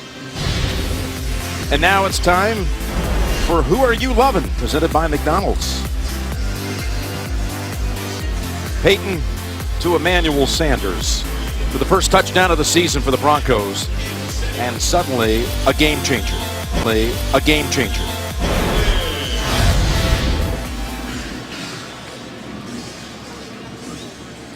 Niall Davis had a couple of kick returns for touchdowns, including a 108-yard return against the Broncos here 2 years ago. Will not have a chance to run this one out. But, man, this turnaround in the late first half, how did it happen? Well, you got to look at the decision by Andy Reid to throw the football instead of getting down to the 2-minute warning and really taking the clock away from the Denver Broncos. So a great play by Aqib Talib. But also what I'm looking for in the second half, we know Denver has figured it out on the offensive side. Just keep giving it to their quarterback and see if he can get it done. And you look at Kansas City, what are they going to do? Really nothing except that one run by Jamal Charles worked in the first half for him.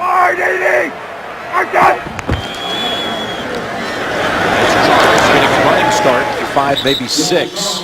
And let's go down to Tracy. Thanks a lot, guys. A questionable call from each coach on each sideline. You mentioned the play calling down the stretch to the 2-minute warning. I asked Andy Reid about it, and he said they were just bad calls. He regrets the decision, and he takes the blame. As for the 4th down call from Gary Kubiak, he said they just needed some darn yards. He said it's all about the mindset of the team. He likes where his team is at, likes what he saw in the locker room from them, but they need to protect Peyton Manning better, and he wants to run the ball more. Guys? Well, he's got to be thrilled the way his team got back into it. Second catch of the night for Kelsey, and it's going to be marked right at the 30. That's good for a first. What stood out as far as statistically in the first half, Phil? Well, I just think the fact that the Denver Broncos, when Peyton Manning started getting in the shotgun and throwing the football, was the big turnaround. And for the Kansas City Chiefs, 2 catches by the wide receivers for 19 yards. Alex Smith hasn't been able to move around. The screen game is not working. Kill! They haven't really even tried the screen game tonight. Got a first down, and Charles, with that speed, able to avoid a negative play and pick up a yard, maybe 2. Well, why they're not doing it, Jim, you know, we were at practice. Not always think about this. On Tuesday, I saw a lot of screens, but when you get in the game, you see how fast they are on defense, how aggressive they are. The screens become dangerous because it takes a little while to set them up sometimes, and they can't hold out DeMarcus Ware and Von Miller long enough. In that first half, the 3 giveaways by Kansas City. That's the first time under Andy Reid the Chiefs have turned it over 3 times in the first half. 2nd and 9. And that's Macklin. Will they give him the forward progress? It's going to be close to the first.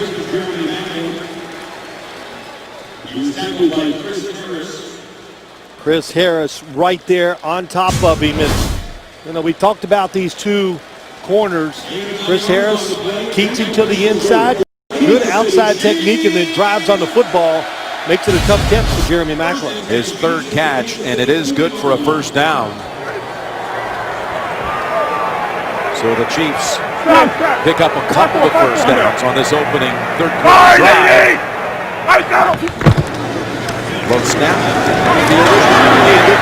Charles for 9.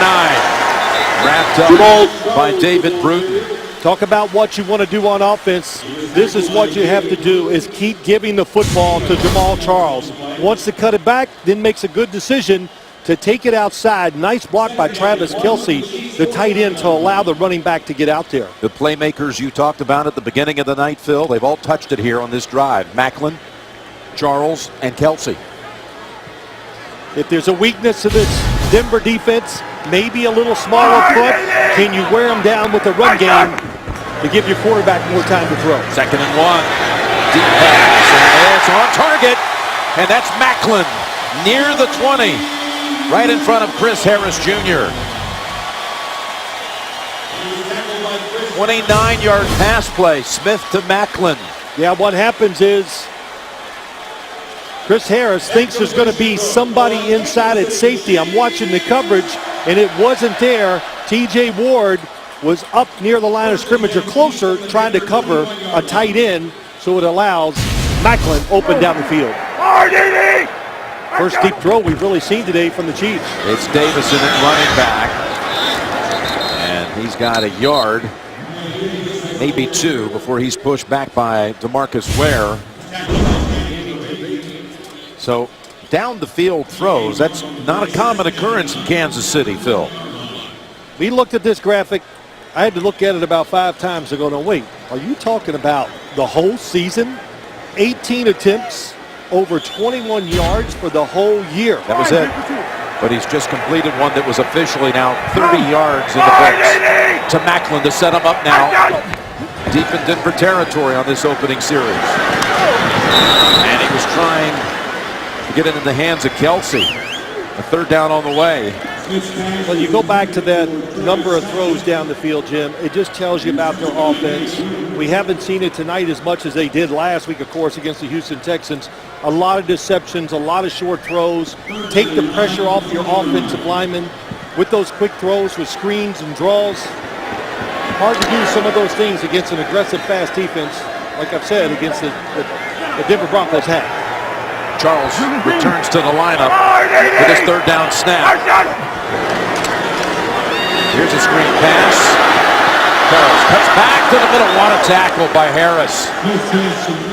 He doesn't make that play. He doesn't ride it with Charles. Who knows? He was cutting back and looking for some open lanes. Blitz inside. Really good job, Jamal Charles. His first initial reaction is, I'm going to outrun him. And then he realizes Darian Stewart, great job of getting outside, making him cut back. Nice tackle by Harris. Going to be about it's going to be a 35-yard field goal attempt for Cairo Santos. Just 25 of 30 last season.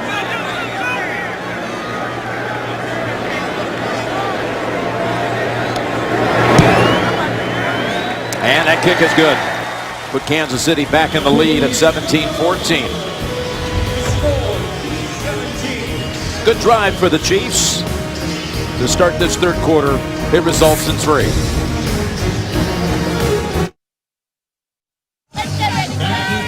It's not too late to play NFL.com Fantasy. It's fun, it's free, and it's easy. Sign up today, NFL.com/fantasy. You know, the Broncos come in here having won 12 consecutive divisional road games. That is tied with those 49er great teams of the late 80s. 12 in a row, more for the record tonight. 13. And they'll be starting their first drive of the third quarter at the 20-yard line, down 3. Harley Davidson, vehicle and powertrain operations here in Kansas City, producing more than 400 motorcycles a day here.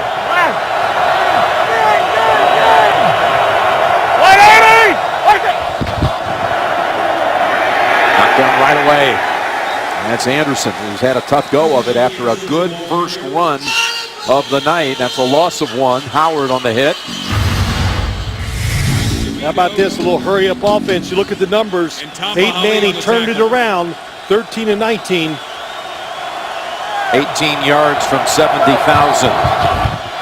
2nd and 11. And it's Owen Daniels, written down by Eric Berry. They'll set up 3rd and 1. You know, Peyton is just a quarterback and a player that when things go bad, he just keeps going after it. He's like a golfer who takes his driver out and hits a couple out of bounds. It doesn't faze him. He tees it up and keeps hitting that driver. And that's what he's done here tonight. He fought through it with some good throws, being tough, and just getting the job done. 3rd and a short 2. Manning has his man, and he's going to have as well his 70,000. I believe he'll be right on the number. It's Sanders. Well, that's against Jamel Fleming. Outside, waits, takes a little while. But Emmanuel Sanders, we saw it last week, missed the preseason, so fast, so fresh, very dangerous at all times on the field. 2nd ever to reach 70K. It's just happened. Pass that into the air, and Houston unable to catch up with it.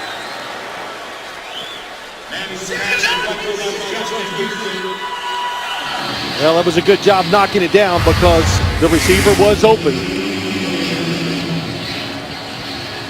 What do you think when you see 70,000? Can't even comprehend it. It really is truly incredible. You know, nowadays we're seeing quarterbacks put up some unbelievable numbers, but that's a number that even great quarterbacks can't imagine putting them up like that. 2nd and 10.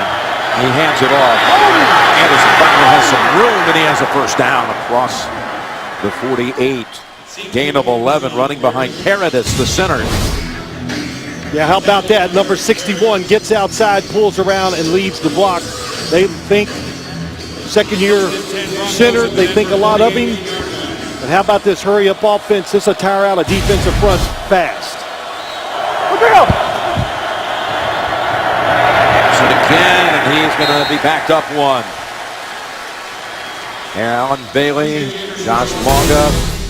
And a reminder, week 2 of the NFL season continues Sunday on CBS and Fox.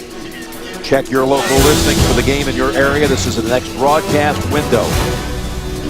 Sunday, 1 o'clock Eastern. That actually lost 3. And it returns Ronnie Hillman to the lineup.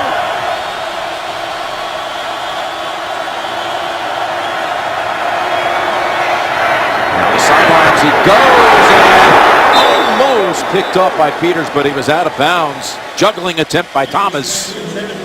And Eric Berry kind of charted loose from Demarius. Yep, there's a safety back there helping Peters. And boy, excellent job. Nice hit by Berry. Reading the quarterback and getting over there to make the hit. Yeah, Peters came pretty close.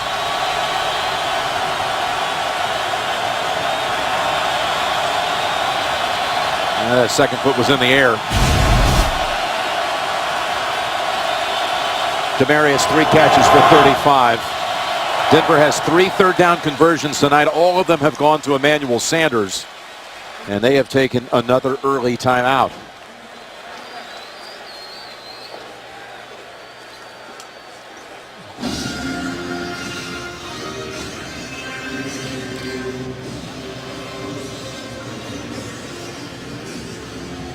We were talking leading into this game about this was going to have a different look, this offense, than what we saw against Baltimore last Sunday, but it's kind of right back to what we saw. It looks like what we saw really all last year with Peyton Manning and what he did with Adam Gase as the offensive coordinator. Look, it's a big turnaround for Gary Kubiak to come in here and change the culture completely from what they've had so much success with over the years. And look, it says something about Gary Kubiak. He realized this is the best thing to do to give him the greatest chance to win this game, so he puts it in Peyton Manning's hands. So again, it's 3rd and 13. Every time they've converted tonight on 3rd down, it's gone to number 10. It's pass. It's caught by Thomas, but he's 3 or 4 yards short of the first. Needed 13, picked up 9. Well, Peyton Manning under pressure. Tom Bahali gets around the edge, makes a really good throw, but the one thing you notice, and I've noticed tonight, the defensive backs are staying off the wide receivers, trying to read Peyton Manning, so when he throws it, they can make that break and make a play. That time it was close on the outside. Well, they sacked him twice in the first quarter, but they haven't since. And it brings Britton Colquitt back out.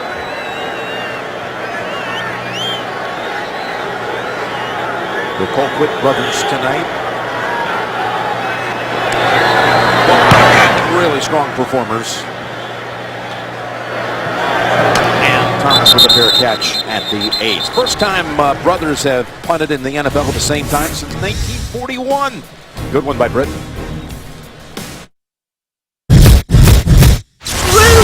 Root for the home team.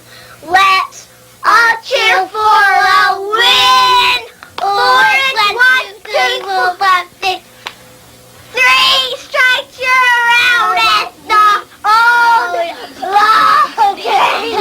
Okay, the Colquitts, they've been at it a long time, 11 and 7 years. Of course, their father, Craig, was on 2 Super Bowl champion teams at Pittsburgh, and their Uncle Jimmy was in the league. They know how to produce punters, like the Sims and the Mannings know how to produce quarterbacks. Charles. Jamal Charles, the ball carrier. He skips out for about 3. Britton and Dustin, they see each other twice a year in the league. The parents sit up in the stands and they got the jerseys cut in half. Pretty neat. Pass down the talent to the kids, and they're both great at it, no question.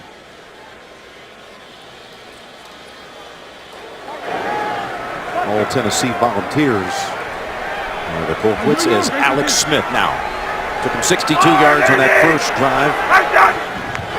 Got 62 out of his big playmakers. Look out. Just throws that into the ground as Vaughn Miller was giving chase. Let's go mic'd up here with DeMarcus Ware.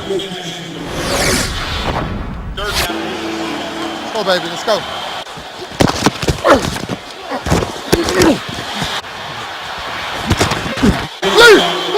Please on him. Yeah. Jim, we talked about it earlier. This 3-4 defense, it fits DeMarcus Ware, Von Miller. It just lets them be pass rushers almost every single play. 5-yard mark off coming up against Kansas City. False start, number 87, offense. 5-yard penalty, still 3rd down. On Kelsey, Saturday it's the best game for the best conference. The Home Depot SEC on CBS. Unleashing Jeremy Johnson and the Tigers against Brandon Harris and the Bayou Bengals. It all starts with college football today, Saturday on CBS Sports. It's the 3rd false start of the night as Avant comes to the sideline. 3rd one on the Chiefs. Unbending Broncos defense on 3rd down. through 6 quarters this season. Boy, they load up the left side. To Thomas. And that will bring up a punt. You know, the difference, Wade Phillips knows he has a terrific defense, of course. So it's 3rd and long. It's not, well, let's sit back and let him throw that short pass and pick up 8 or 10. He had everybody up there challenging them man-to-man and tight. The only reason they got that throw the way it was because it was a screen. Everybody was being careful not to get picked. So an aggressive, talented defense. Caldwell, the up back. And Sanders back deep.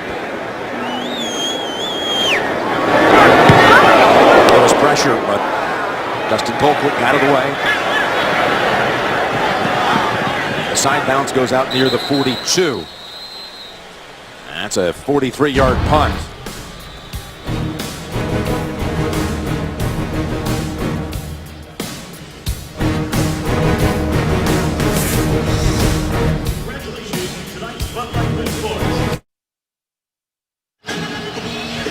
Again tonight, the Emmy-nominated series Undrafted returns. Then Football Town, the story of Barrow, Alaska, their love of the game, 300 miles above the Arctic Circle. Tonight after the postgame, only on NFL Network. 5 minutes to go, 3rd quarter. Chiefs by a field goal.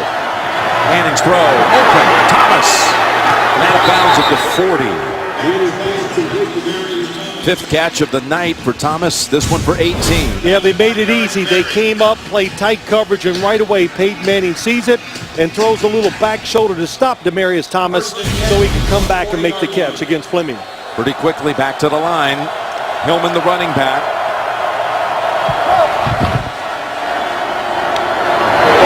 What a hit on Hillman. Jay Howard.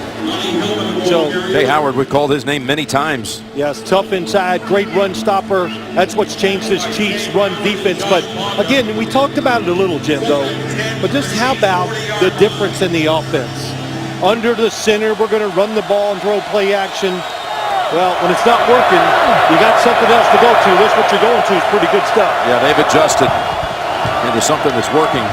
2nd and 10. Holding on with the tackle is Philip Gaines, Norwood, for about 4. And as you watch this pace, the other thing that comes to mind, Justin Houston, arguably one of the top 2 or 3 pass rushers in the NFL, never comes out of the game, number 50. So how many times can you line up and just try to beat an offensive tackle in a situation like this? I think it gets tough as the game goes along. He got a sack in the 1st quarter. 3rd and 6. A pass incomplete. Intended for Norwood. Great change up by the defense. They came up there. They act like they're going to blitz. They drop back in the zone. They read the quarterback and really know where to go for Peyton Manning. They're going to go for the long field goal here coming up. Remember last week, Brandon McManus dropped a 57 and a 56-yard field goal on the Ravens in the 1st quarter. This is going to be 54 yards.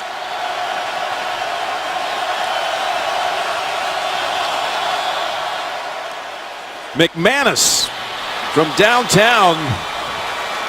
I tell you, he is the chairman of the 50-yard field goal in this league. And the game is tied at 17.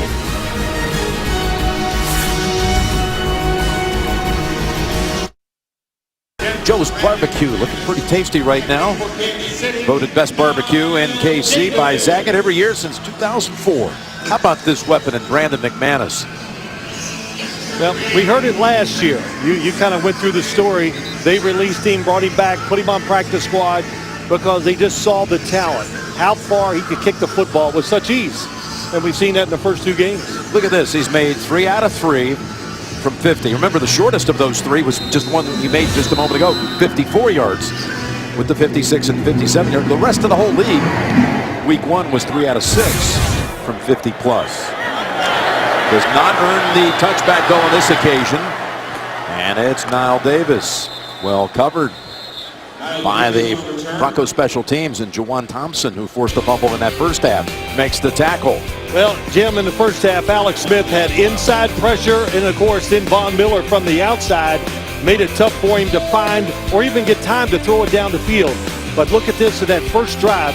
A lot of space to step into the throw and gets it deep down the field to Jeremy Maclin. So defenses, once they tire out a little, gives your quarterback a little more time, and you can hold on to it and try to get it down the field, which they did on that opening drive.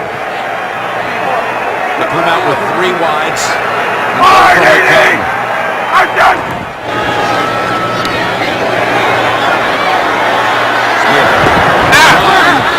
It's called to get both feet down.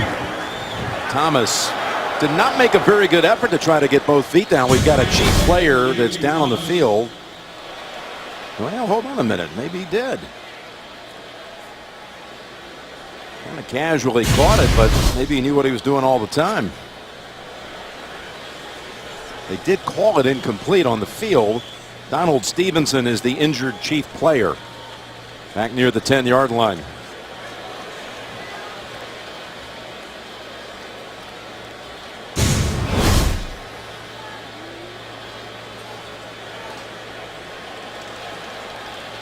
Ooh, he got hit by his own teammate. Yep. Got hit by Ja Reed. Now, how about this? Is this a catch? 1.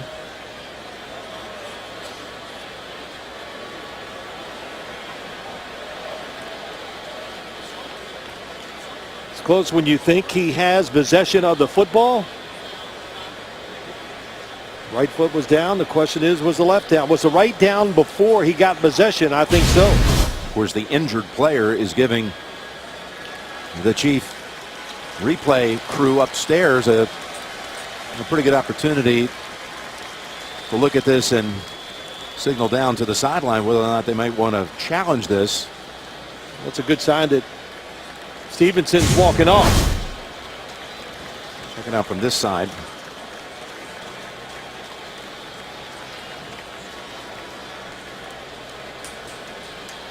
You know, it's really close. I think it's worth the challenge. It's a 9-yard play. Yeah. If it's ruled a catch. You're backed up on your own 16, 17-yard line.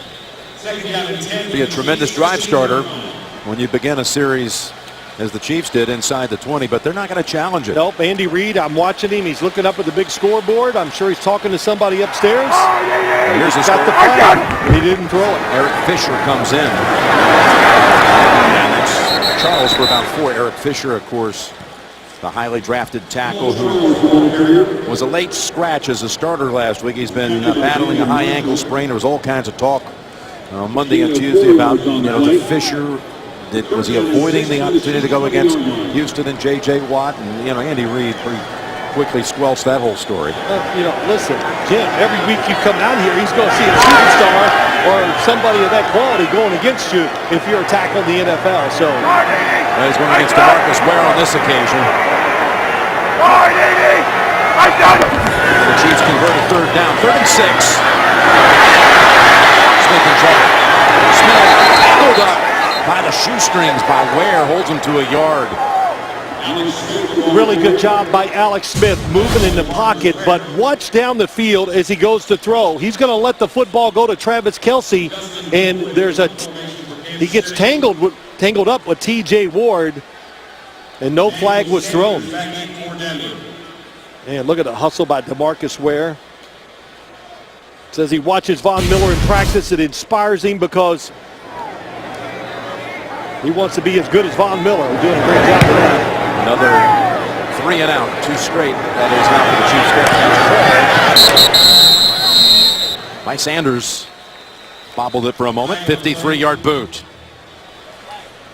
Got a flag back near the line of scrimmage. During the kick, holding number 51 receiving team. 10-yard penalty from the end of the kick. First down, Denver. This being the second game for Gary Kubiak. Being reunited with John Elway. They came out of the same draft. Elway from Stanford, Kubiak from A&M. Elway and his Hall of Fame career, 130 starts. Coob's got some starts himself, and then after He gave up the role as the backup quarterback. He went into coaching, was the coordinator, talking into the helmet on those 2 Super Bowl championship teams to his old camp roommate and buddy John Elway, and now they're reunited.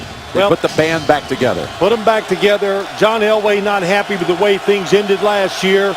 He wanted to change the thought process and everything they do, the way they practice, I guess just to make them more physical and tough. That's why he brought in Gary Kubiak. On first down from the gun, open. Good tackle by Parker on Daniels. It's a 6-yard gain. I think what they're finding out, though, Jim, it's not that easy to turn those things around either. These first 2 games running the football, they worked on it all off season. You know, the mentality, we're going to do that, really hasn't come through for them so far here early in the season.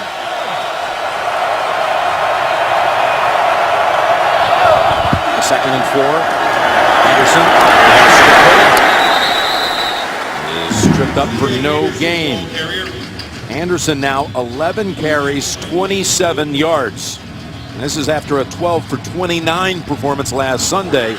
But at the end of last season, he's one of the best backs in the league. I think they're going to be, whatever happens in the game, I know they're going to be very disappointed in their running offense because I think they came in here tonight, I know they did, thinking we can beat this defensive front by just running right at them. Anderson had 168 on this field last November. And now it's a 3rd and 4.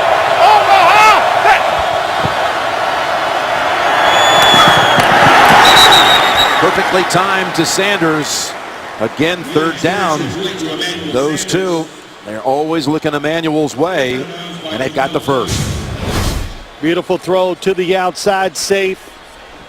Peyton Manning looks out there. He sees that Jamel Fleming is playing inside, so they call the route that goes outside. 7th catch for Sanders for 68 yards and a touchdown. Going to take it under center here with a 2nd to go in the quarter. And we'll move on to the 4th with a tie game. We'll return to Kansas City after this message and a word from your local station. You're watching Thursday Night Football.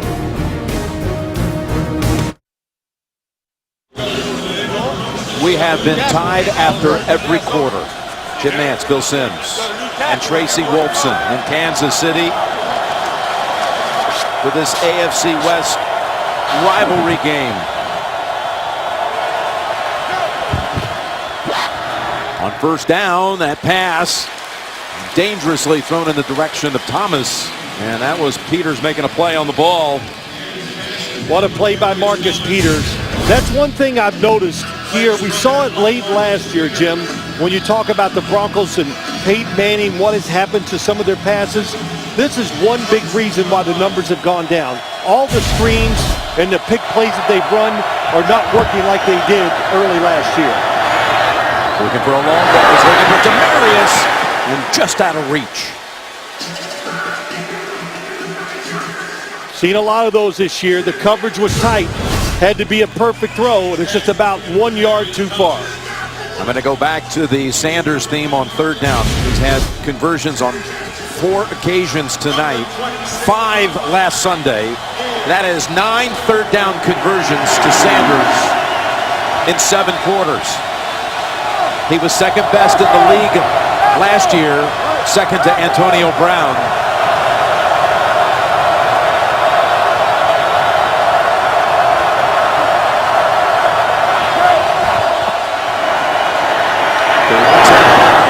Incomplete. Daniels trying to make the catch on his back, and Parker came over. Yeah, just a really good job by the defense, faking the blitz, getting back there, and Peyton Manning, it's going to be a tight throw, tries to anticipate it so much, and it's a little off target. He was worried that the outside defender was going to look inside and maybe come back and break it up. Did the right thing. You throw it safe, not to turn it over. Britton Colquitt to punt for the 5th time tonight.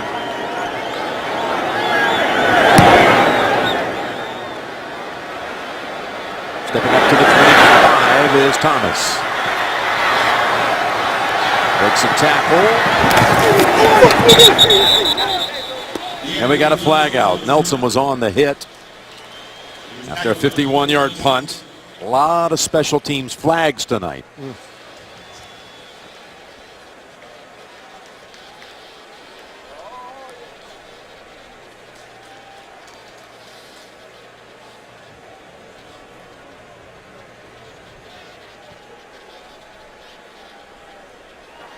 During the return, holding number 51, receiving team.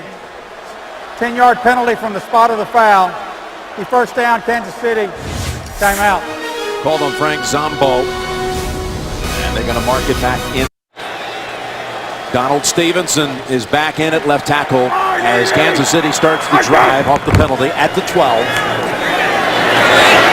And they swing it over to Charles. Ward shoves him out near the 20. Let's check in with Tracy. Well, thanks a lot, guys. You see Chiefs left tackle Donald Stevenson back out there. He hobbled off the field earlier. He went right to the training table, and it looked as though the athletic trainers were trying to lock that ankle back into place. He was in excruciating pain, but once it was over, they taped him up, and he's back out there, guys. Not bad.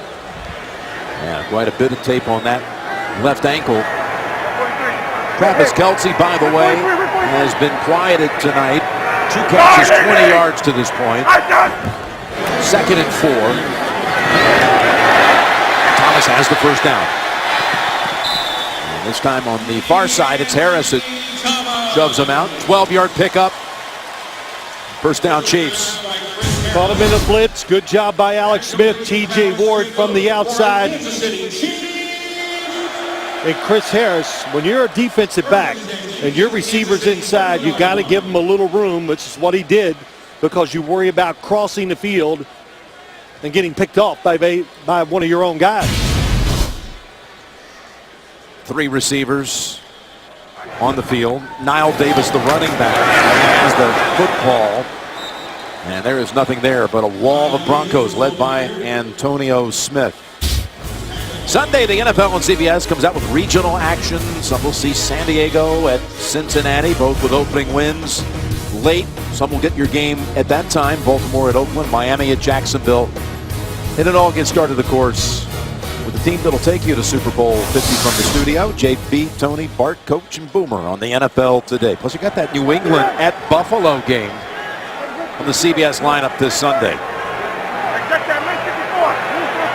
Charles is back in, but he's lined up wide to the left. That flag, the line, Thomas thrown down, and there's another flag. Might have been a face mask on the second one.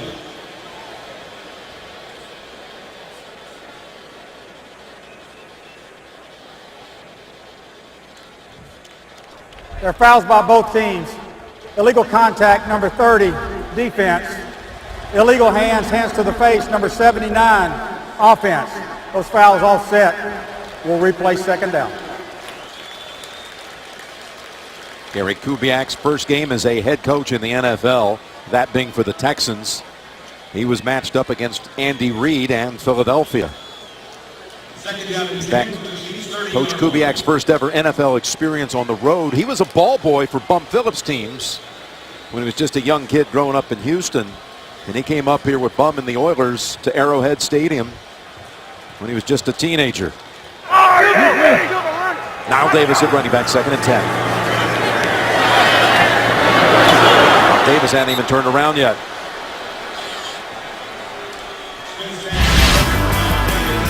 And that first game for Coach Kubiak in his Houston tenure was down in Houston. Donovan Nabb, though, ruined the debut on that day with 3 touchdown passes, and the Eagles won it. Well, Alex Smith here's in this drive. The one thing, he's getting a little better pass protection, able to at least look down the field. Nobody has gotten open deep down the field for him to make that throw. They are 0 for 5, the Chiefs, on 3rd down tonight. They need to find a go-to guy here. Maybe it's Kelce. He's in trouble. He's got nowhere to go. Look at all the Broncos that busted across the line. And Antonio Smith will get credit for that sack, a loss of 8. You just said it. Everybody gets across the line that time. It's a blitz. Brandon Marshall inside, and Alex Smith, good athlete, nowhere to find, can't find a lane to get away from this pass rush. And that's probably the thing that surprised me most about Kansas City's offense tonight, that Alex Smith hasn't had the opportunity to move around and make those plays once he breaks the pocket. By the Broncos.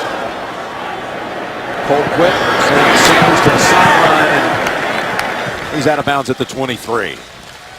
We're down to 11:36 to play in this one. The game knotted at 17.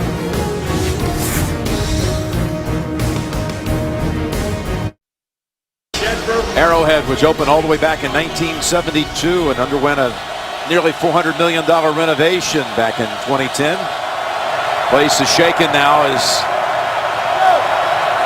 we're at a crucial point in this fourth quarter. Manning down the field and never giving up position there was Fleming.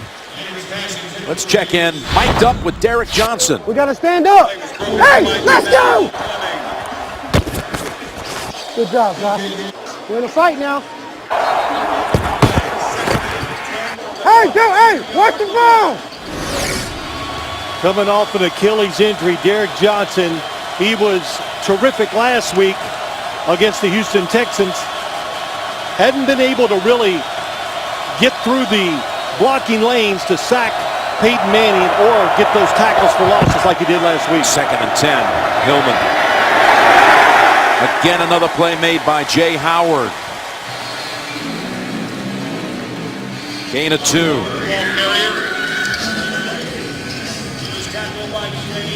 Play selection for the Broncos, really on pace to pretty much match what they did last week. I will say this, whatever they did since the first quarter, Jim, they found ways to stop the blitz, pick up the blitzers, and they've given Peyton Manning more time to make throws.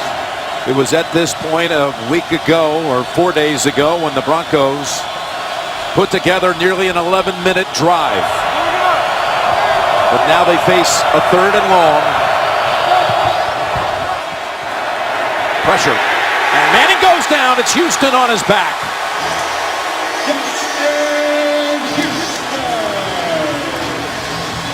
Third sack of the night for the Chiefs. 2 of them belonging to Justin Houston. Coming off the left side, Justin Houston has been playing to Peyton Manning's right a lot of the night.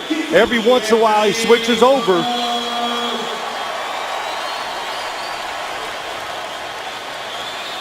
Well, just last season he had 22 sacks. Houston finishing up a half sack off the all-time record that belonged in a single season to Michael Strahan. Plays every play, practices every snap every day for this Kansas City team. Short boot. And it is down right there at the 41 by Bruton. Great starting field position for the Chiefs. 41-yard punt. And Houston ensures that the Chiefs offense gets the ball back.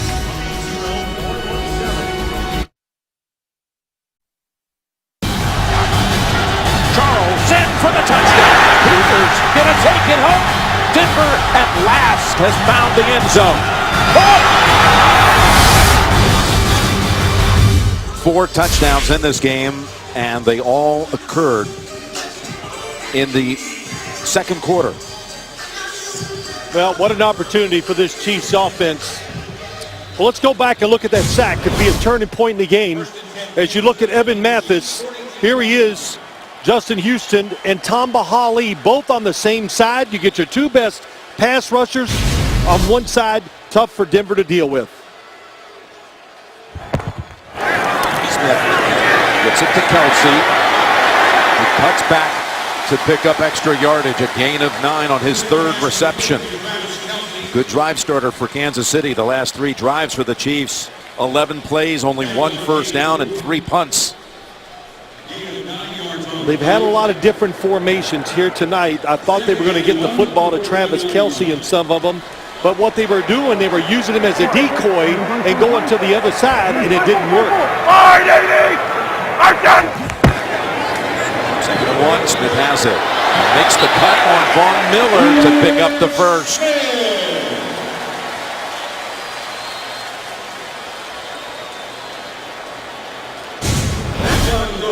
the Kansas City Chiefs. Boy, good job by Von Miller. Excellent job by Alex Smith getting the air, getting the first down, but it fooled Von Miller, and he was still able to recover and get outside and make Alex Smith cut back inside. Yeah, Alex Smith says, hey, I don't want to have to do that on too many occasions. Have to be asked to try to beat Von Miller on a wiggle. First and 10 though. Back up tight end. O'Shaughnessy down to the 17. His second catch of the night, and it's a big one from the rookie out of Illinois State. If you're going to blitz, of course, they're a blitzing team. Shaughnessy, number 80, going to the right. You've got to know that, and you've got to play it safe on the tackle.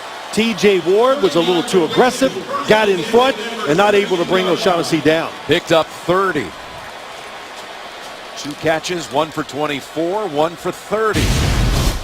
Yep, he overplayed it, trying to knock the football down, thinking he was going to get there on time, and was not close. First down carry, Charles.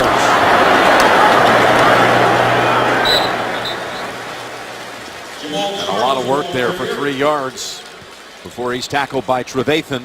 He was tackled by Danny Trevathan.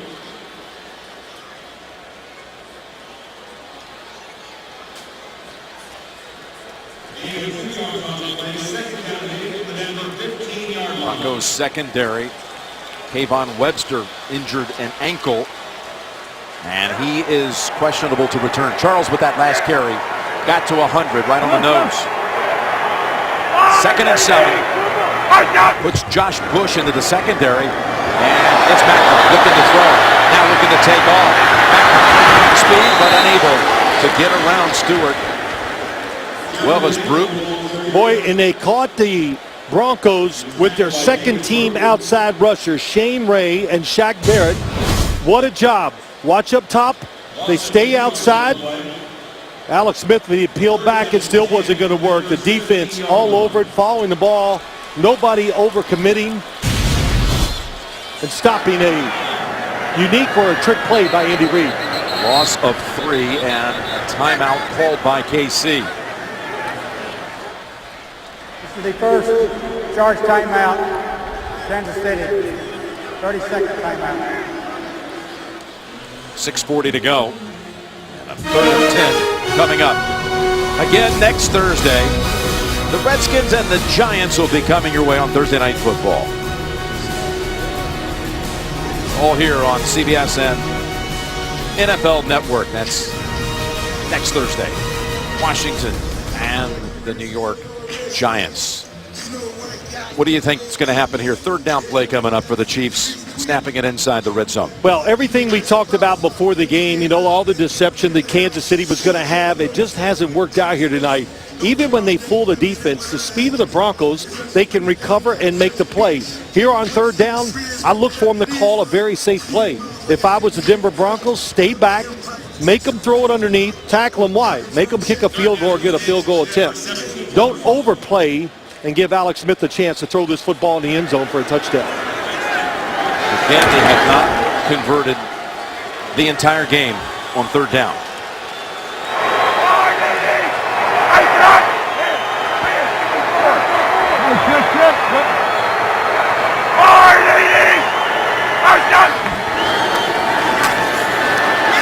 Smith.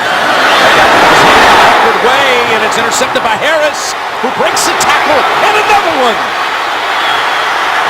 Finally brought down by Grubbs. Alex Smith was hit when he threw it. Well, they played a safe defense. You can do that when you have pass rushers, and it results in a turnover. Malik Jackson. 2nd red zone turnover by Kansas City tonight. 8 like no other. All of last season, the Chiefs gave it away only once in the red zone. They've done it twice tonight.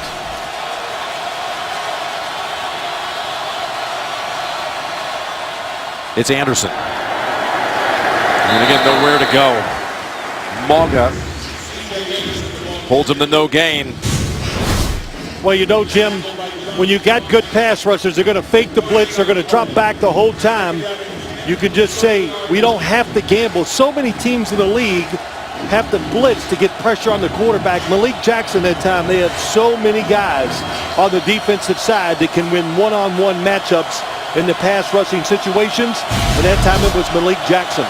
And a big tackle by Gruggs because that had the look of a big return. It did. Once Harris was able to break free from Kelsey's attempted tackle. 2nd and 10. Manning's pass. It is complete. But Daniels is pile driven to the ground after 5. 3rd and 5 coming up. Malga again on the tackle, 2 straight.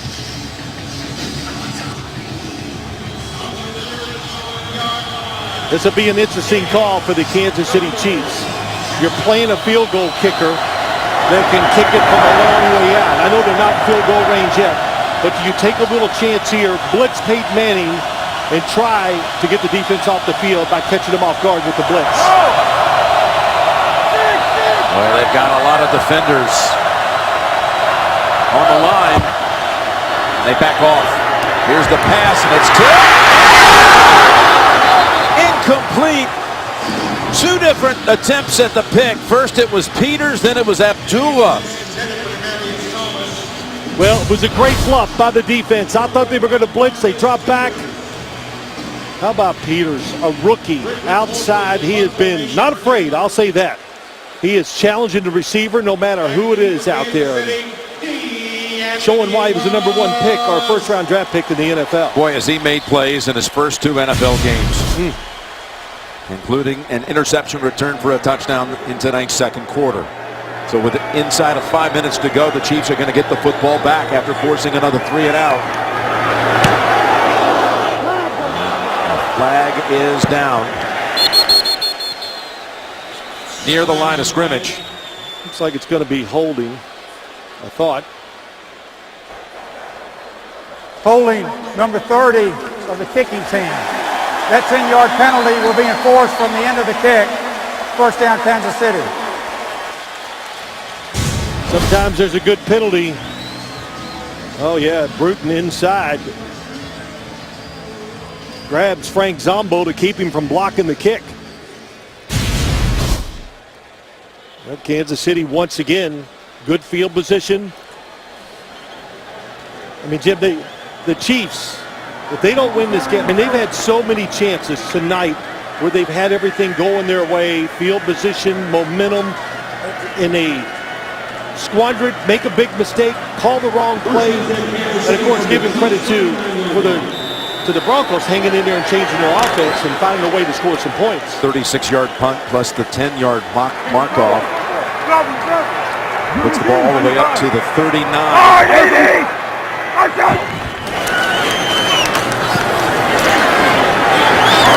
Surrounded by 3 Broncos this time, including Sylvester Williams. He was going to break outside. He says, oh, I can do this because, you know, you trust that speed. But Danny Trevathan right there came out of nowhere and made him go back inside. Broncos linebackers, very fast. Hard to get outside against the speed of the linebackers. Chiefs about 25 yards away from being in field goal position. 2nd and 9. It's Kelsey. He has the catch, and he's got all kinds of running room down to the 27. Almost looked like the same play that we saw to O'Shaughnessy. It's a blitz, and Bruton, number 30, kind of goes for the play, goes underneath. Again, when it's a blitz, cover your guy, protect against the run, and twice the Broncos defense has not done that. 28 yards, Smith to Kelsey. That was also a very good throw by Alex Smith. Coverage was tight, put it right on the money. Kelsey sits out this play. It's Charles. Nice piece of running here. Let's go down to Tracy. That's right. And on that reception from Travis Kelce, TJ Ward was not out there. He's been in and out the last few drives. He's dealing with cramps. And keep in mind, let's remember that he did not play a full game yet this season because he was suspended last week, Jim. Well, when he's been in there, he's been effective. Yes, he has. Overall tonight, he has covered Kelce pretty well, but you got to be looking at the clock. If you're the Kansas City Chiefs, find a way to grind out a first down here. You're in field goal range. 2nd and 2, and it's Broncos again. What a run. He's got the first down as he shredded the Denver defense, and he's putting up big numbers tonight. Hailing from the same hometown as Wade Phillips, the coordinator is trying to stop him, Port Arthur, Texas. Just a little trap inside. What a nice job. Ben Grubbs gets a block to the right side. And Duvernay Tardif comes across, kicks it out. And he just hops. Boy, look at Ben Grubbs just drive Sylvester Williams. No, Kilgo back away and gives Jamal Charles big space to run in. 1st and goal to go. He's got 122 on the night. Looking for more. Able to shake off a tackle behind the line of scrimmage. Well, the big thing is here, Gary Kubiak, looking at the clock, has 2 timeouts left and a 2-minute warning. Second down, ball from the 8-yard line.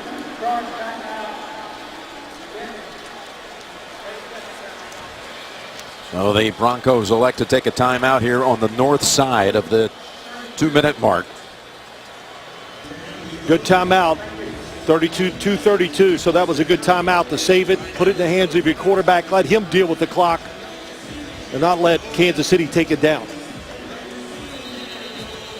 Coming up after the game, it's the Mazda post-game show. Interviews and analysis of tonight's game. This marks the 4th red zone visit of the evening by Kansas City. So far in the first 3 trips, 3 points and 2 giveaways. So the Broncos down to 1 timeout. Well, a couple ways to play this. I would think Gary Kubiak, if they run the football, is going to call a timeout immediately. That would be their last timeout. Then the 2-minute warning, that would give Peyton Manning, if you hold him to a field goal, enough time to drive his team in field goal position. 2nd and goal. It's Niall Davis. Niall Davis to the end zone for the touchdown.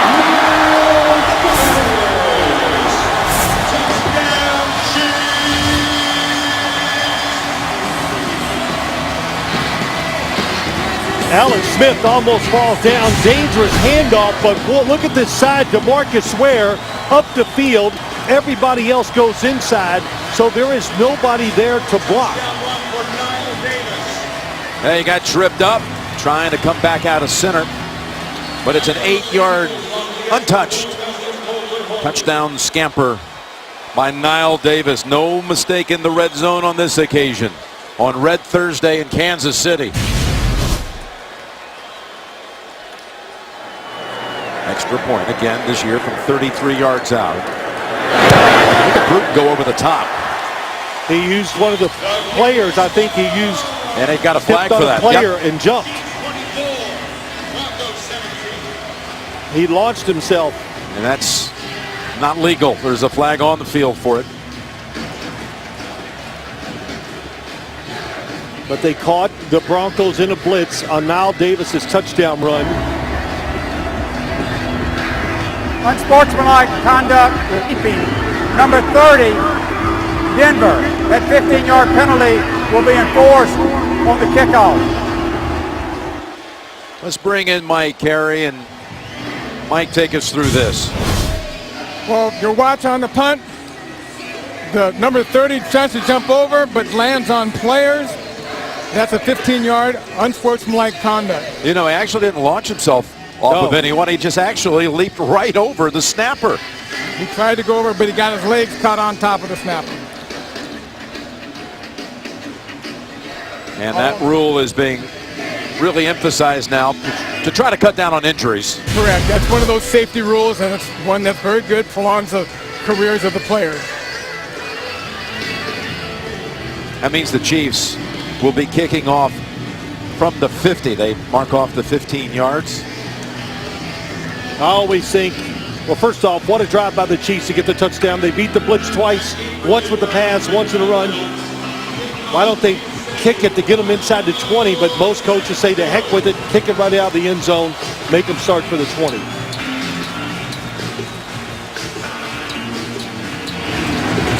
Santos, nothing fancy with this.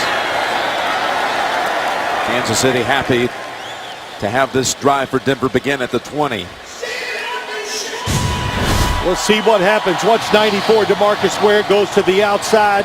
Look at the blocks down inside. That's Grubbs against Darian Stewart, a safety. He seals it, and there's nobody for Stevenson to even block. Well, Peyton Manning, plenty of time, 2-minute warning, 1 timeout. Been in this situation hundreds of times in his career.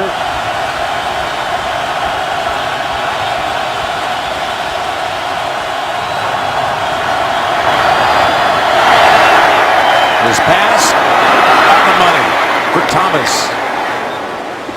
Picks up 22. Crossers underneath. Everybody's chasing underneath, and that leaves a big void behind the linebackers, and Peyton Manning throws it in there perfectly. That is the longest play of the first 2 games of the season for Denver, 22 yards. Manning's throw this time out of reach at the 2-minute warning. That was intended for Daniels. Broncos will have 1 timeout to operate with for these last 2 minutes. Needing to drive down, find the end zone, convert the PAT.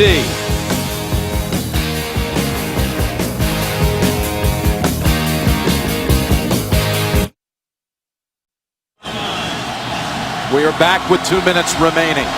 If I was Kansas City on the defensive side, I would not blitz. I would play safe, making throw it short, and put the pressure on your pass rushers to find a way to get to Peyton Manning. 2nd and 10. Manning on the field. What a catch. It's Thomas. It was pretty tight coverage, but the pass was perfect. Fleming on the coverage. Thomas grabs it. Well, you know, listen, you got one of the biggest, strongest receivers in the NFL. Throws it behind him, good throw, go up and snaps that football out of the air. Nice throw by Peyton Manning. Now at the Chiefs, 42.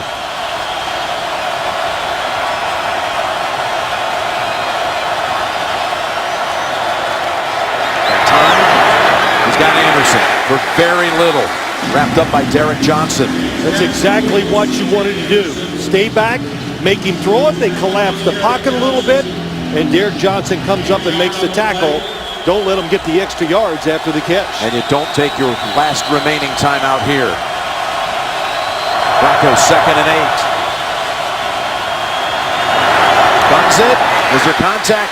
No flag. Now here comes the flag. He was looking for Sanders.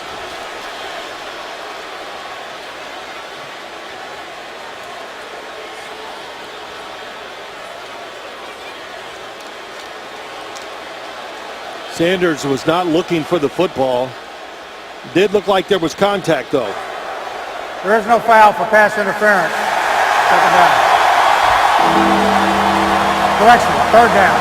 3rd down. Mike Harry, what was it? Uncatchable because they threw the flag. I thought on Peters. Well, I'll tell you, it's a tight one, but I think that's one of those that you want to leave that flag down. You had contact, the ball was catchable in my opinion. I think you're right. Sure looked like it. 3rd and 8.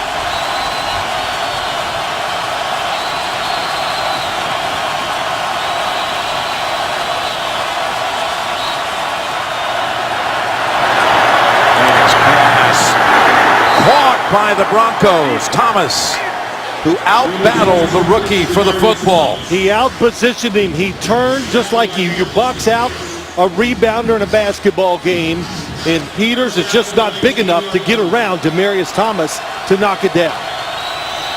Thomas now 8 catches, 116 yards. Manning the direction of Sanders. Incomplete. Boy, what keeps this drive going? Watch Demaryius Thomas. Oh my gosh, he's got him boxed out the whole way. You can see Marcus Peters saw the football, but he couldn't find a way to get around him to knock it down. Demaryius has 54 yards on this drive alone. And again, over 100 for the night.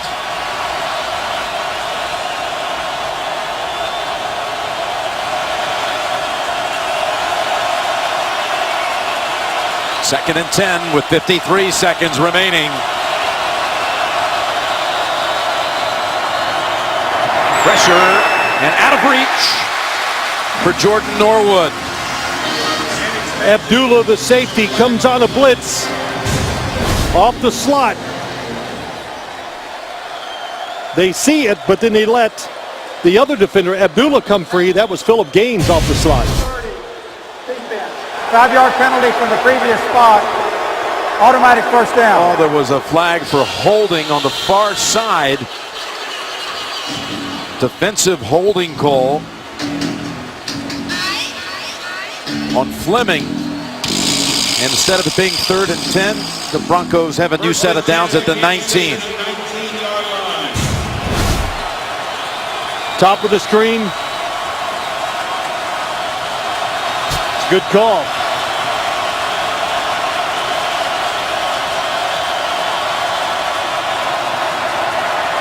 Here's Mann's pass. Off the knee, it looked like, of Caldwell. Manning's pass intended for Andre Caldwell. Oh, he had what he wanted. He had a corner outside with Caldwell coming inside, but he needed just a little bit more on the football to get it there. Top of your screen, number 12. Houston got a hit on Manning. Good recovery by Fleming, too. 45 seconds.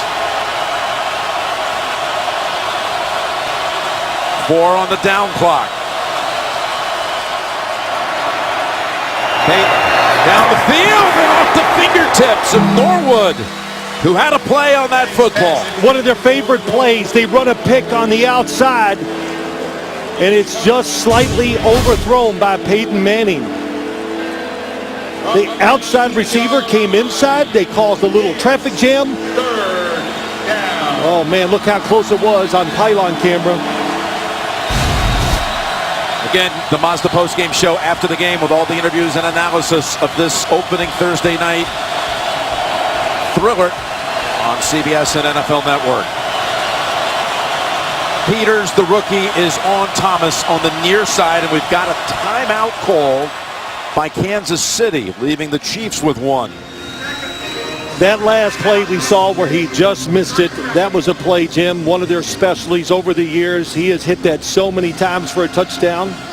And even though the Chiefs had off coverage, they still got Norwood in a position where they could have, a perfect throw would have been a touchdown. It's a good timeout by the Chiefs. Let the defense rest. Let those pass rushers get ready to put pressure one more time. Look how close that is. Should that have been caught? You know, the old theory, oh, his hands touch it, you catch it. No, I think it was just out of his reach. It'd have been a spectacular catch if he made it. Norwood only 5'11". Here we go with 3rd down coming up.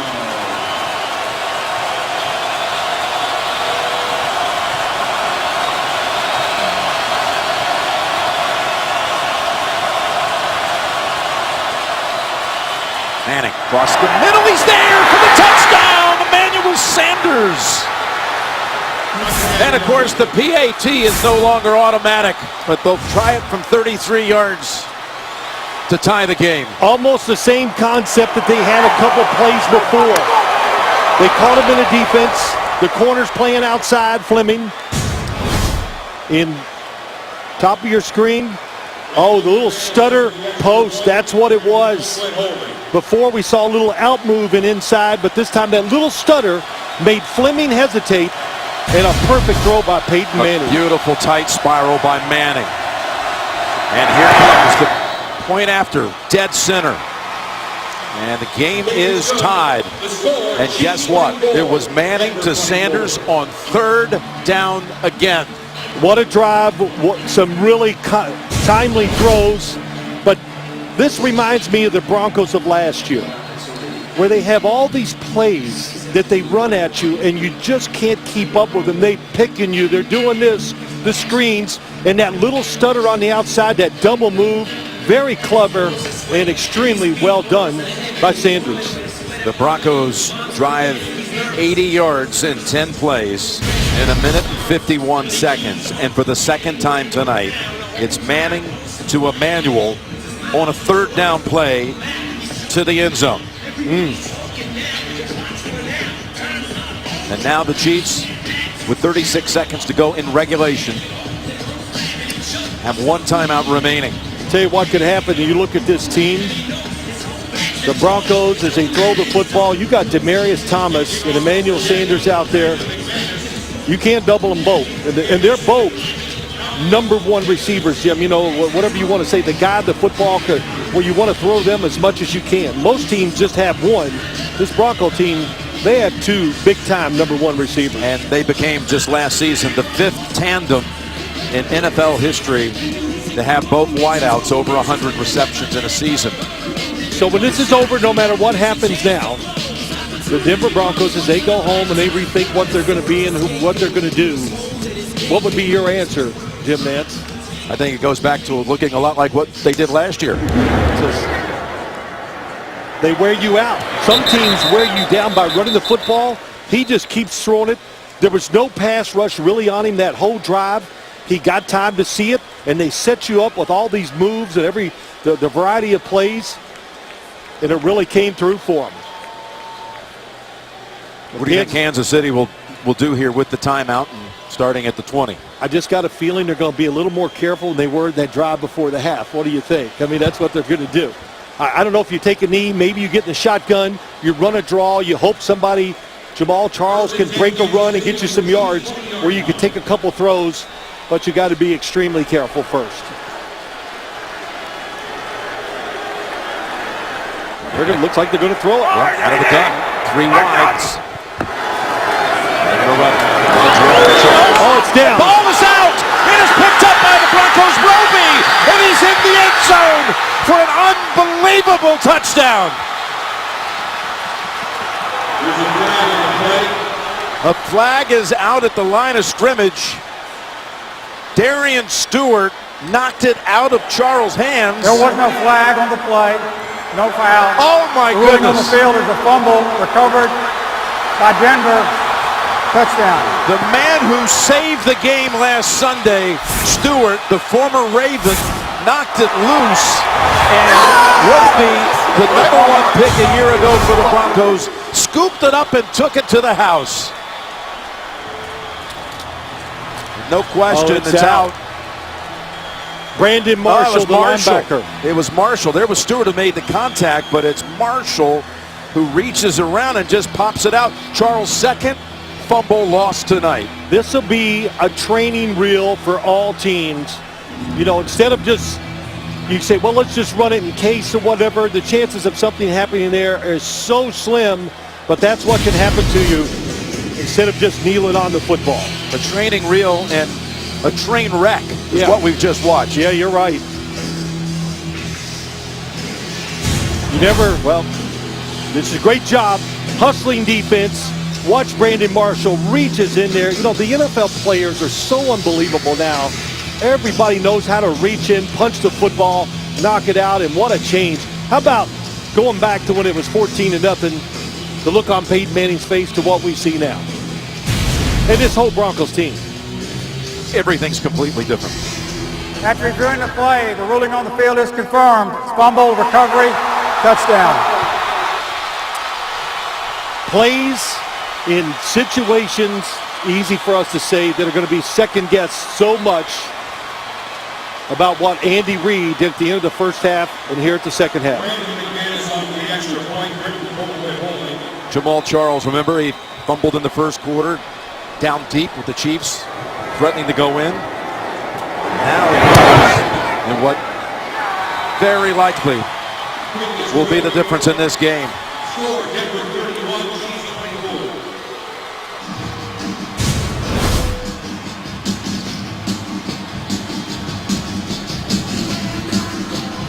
Yeah, it's tough. At least he held on to the helmet.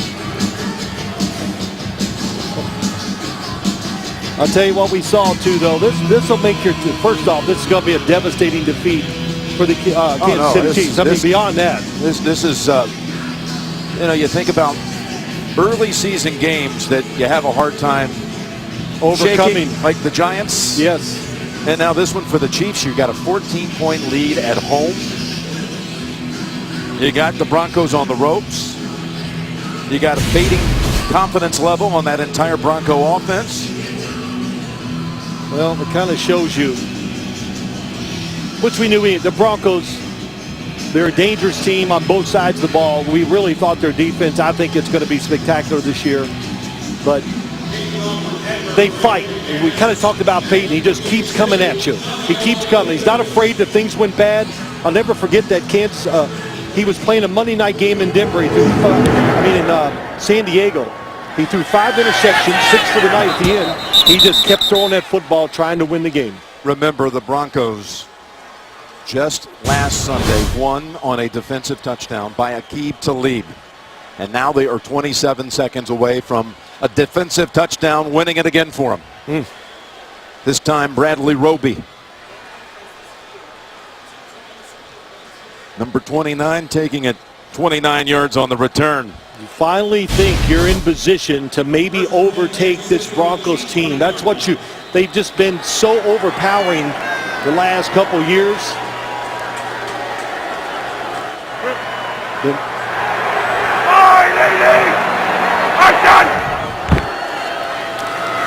When the Chiefs pull off a miracle, it's Smith. Remember, they have only one timeout left, and he's crossed the 30. And they're going to have to take it here. Peyton Manning, 26 of 45, 256 yards, 3 touchdowns, and 1 interception. But it's 3 touchdowns after he threw the pick. And he looked, as the game went on, yes, he got stronger. He definitely got better. He got his rhythm. He got his legs under him. And like I said, they don't wear you down with the run. In the past, they have it. They do it with the pass. And this was some statement game by Peyton Manning. Give him a lot of credit. He hung in there. It looked like it was just going to be a horrible night. I actually was sitting here thinking, this is going to just explode. It could have been. Against the Denver Broncos, and they hung in there. He made some really big throws on that first touchdown drive. They picked up the blitzes.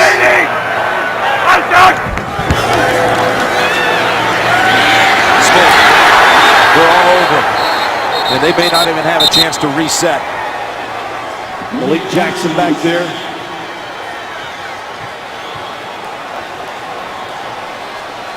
Wade Phillips, what a difference he's made. His defense winning it the last 2 weeks. This game is over. This crowd cannot believe it.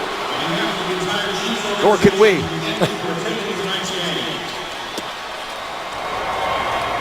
Some gut check by the Broncos, and they come through. 2 touchdowns in a 9-second span. Look at Owen Daniels getting one more clean hit on Peyton Manning tonight.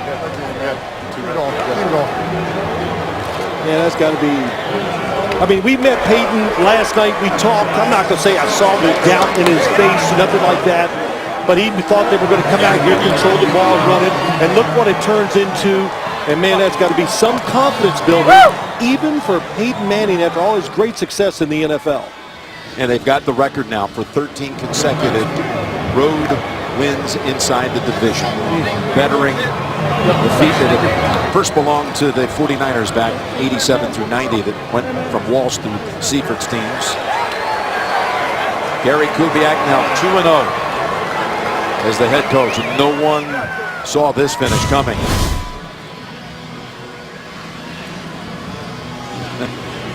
Peyton comes over and high fives the defensive coordinator. Yeah, the whole lot learned in this one tonight. The Broncos defense is pretty remarkable, and Peyton Manning is far from finished. what we start the game out with? There's a lot of questions out there. And, you know, look, I'm no different than anybody else. I sit there and go, oh, boy, I'm one of those. Last year when Tom Brady was here and he lost, I said, well, maybe this is the end of this run by the New England Patriots. I always got back to that second game that Peyton played as a Bronco at Atlanta, and he had 3 first-half picks. And people were starting to kind of whisper the same things they were these last couple of weeks. But the legend of Manning is living on. Let's go down to Tracy. Well, thanks a lot, Jim. I think the look on your face as you walked over here says it all.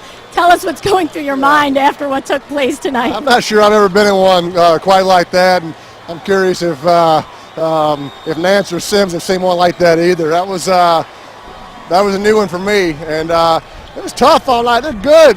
I tell you, their defense is so much better than last year. They're so stout against the run. They just make it hard all night, and so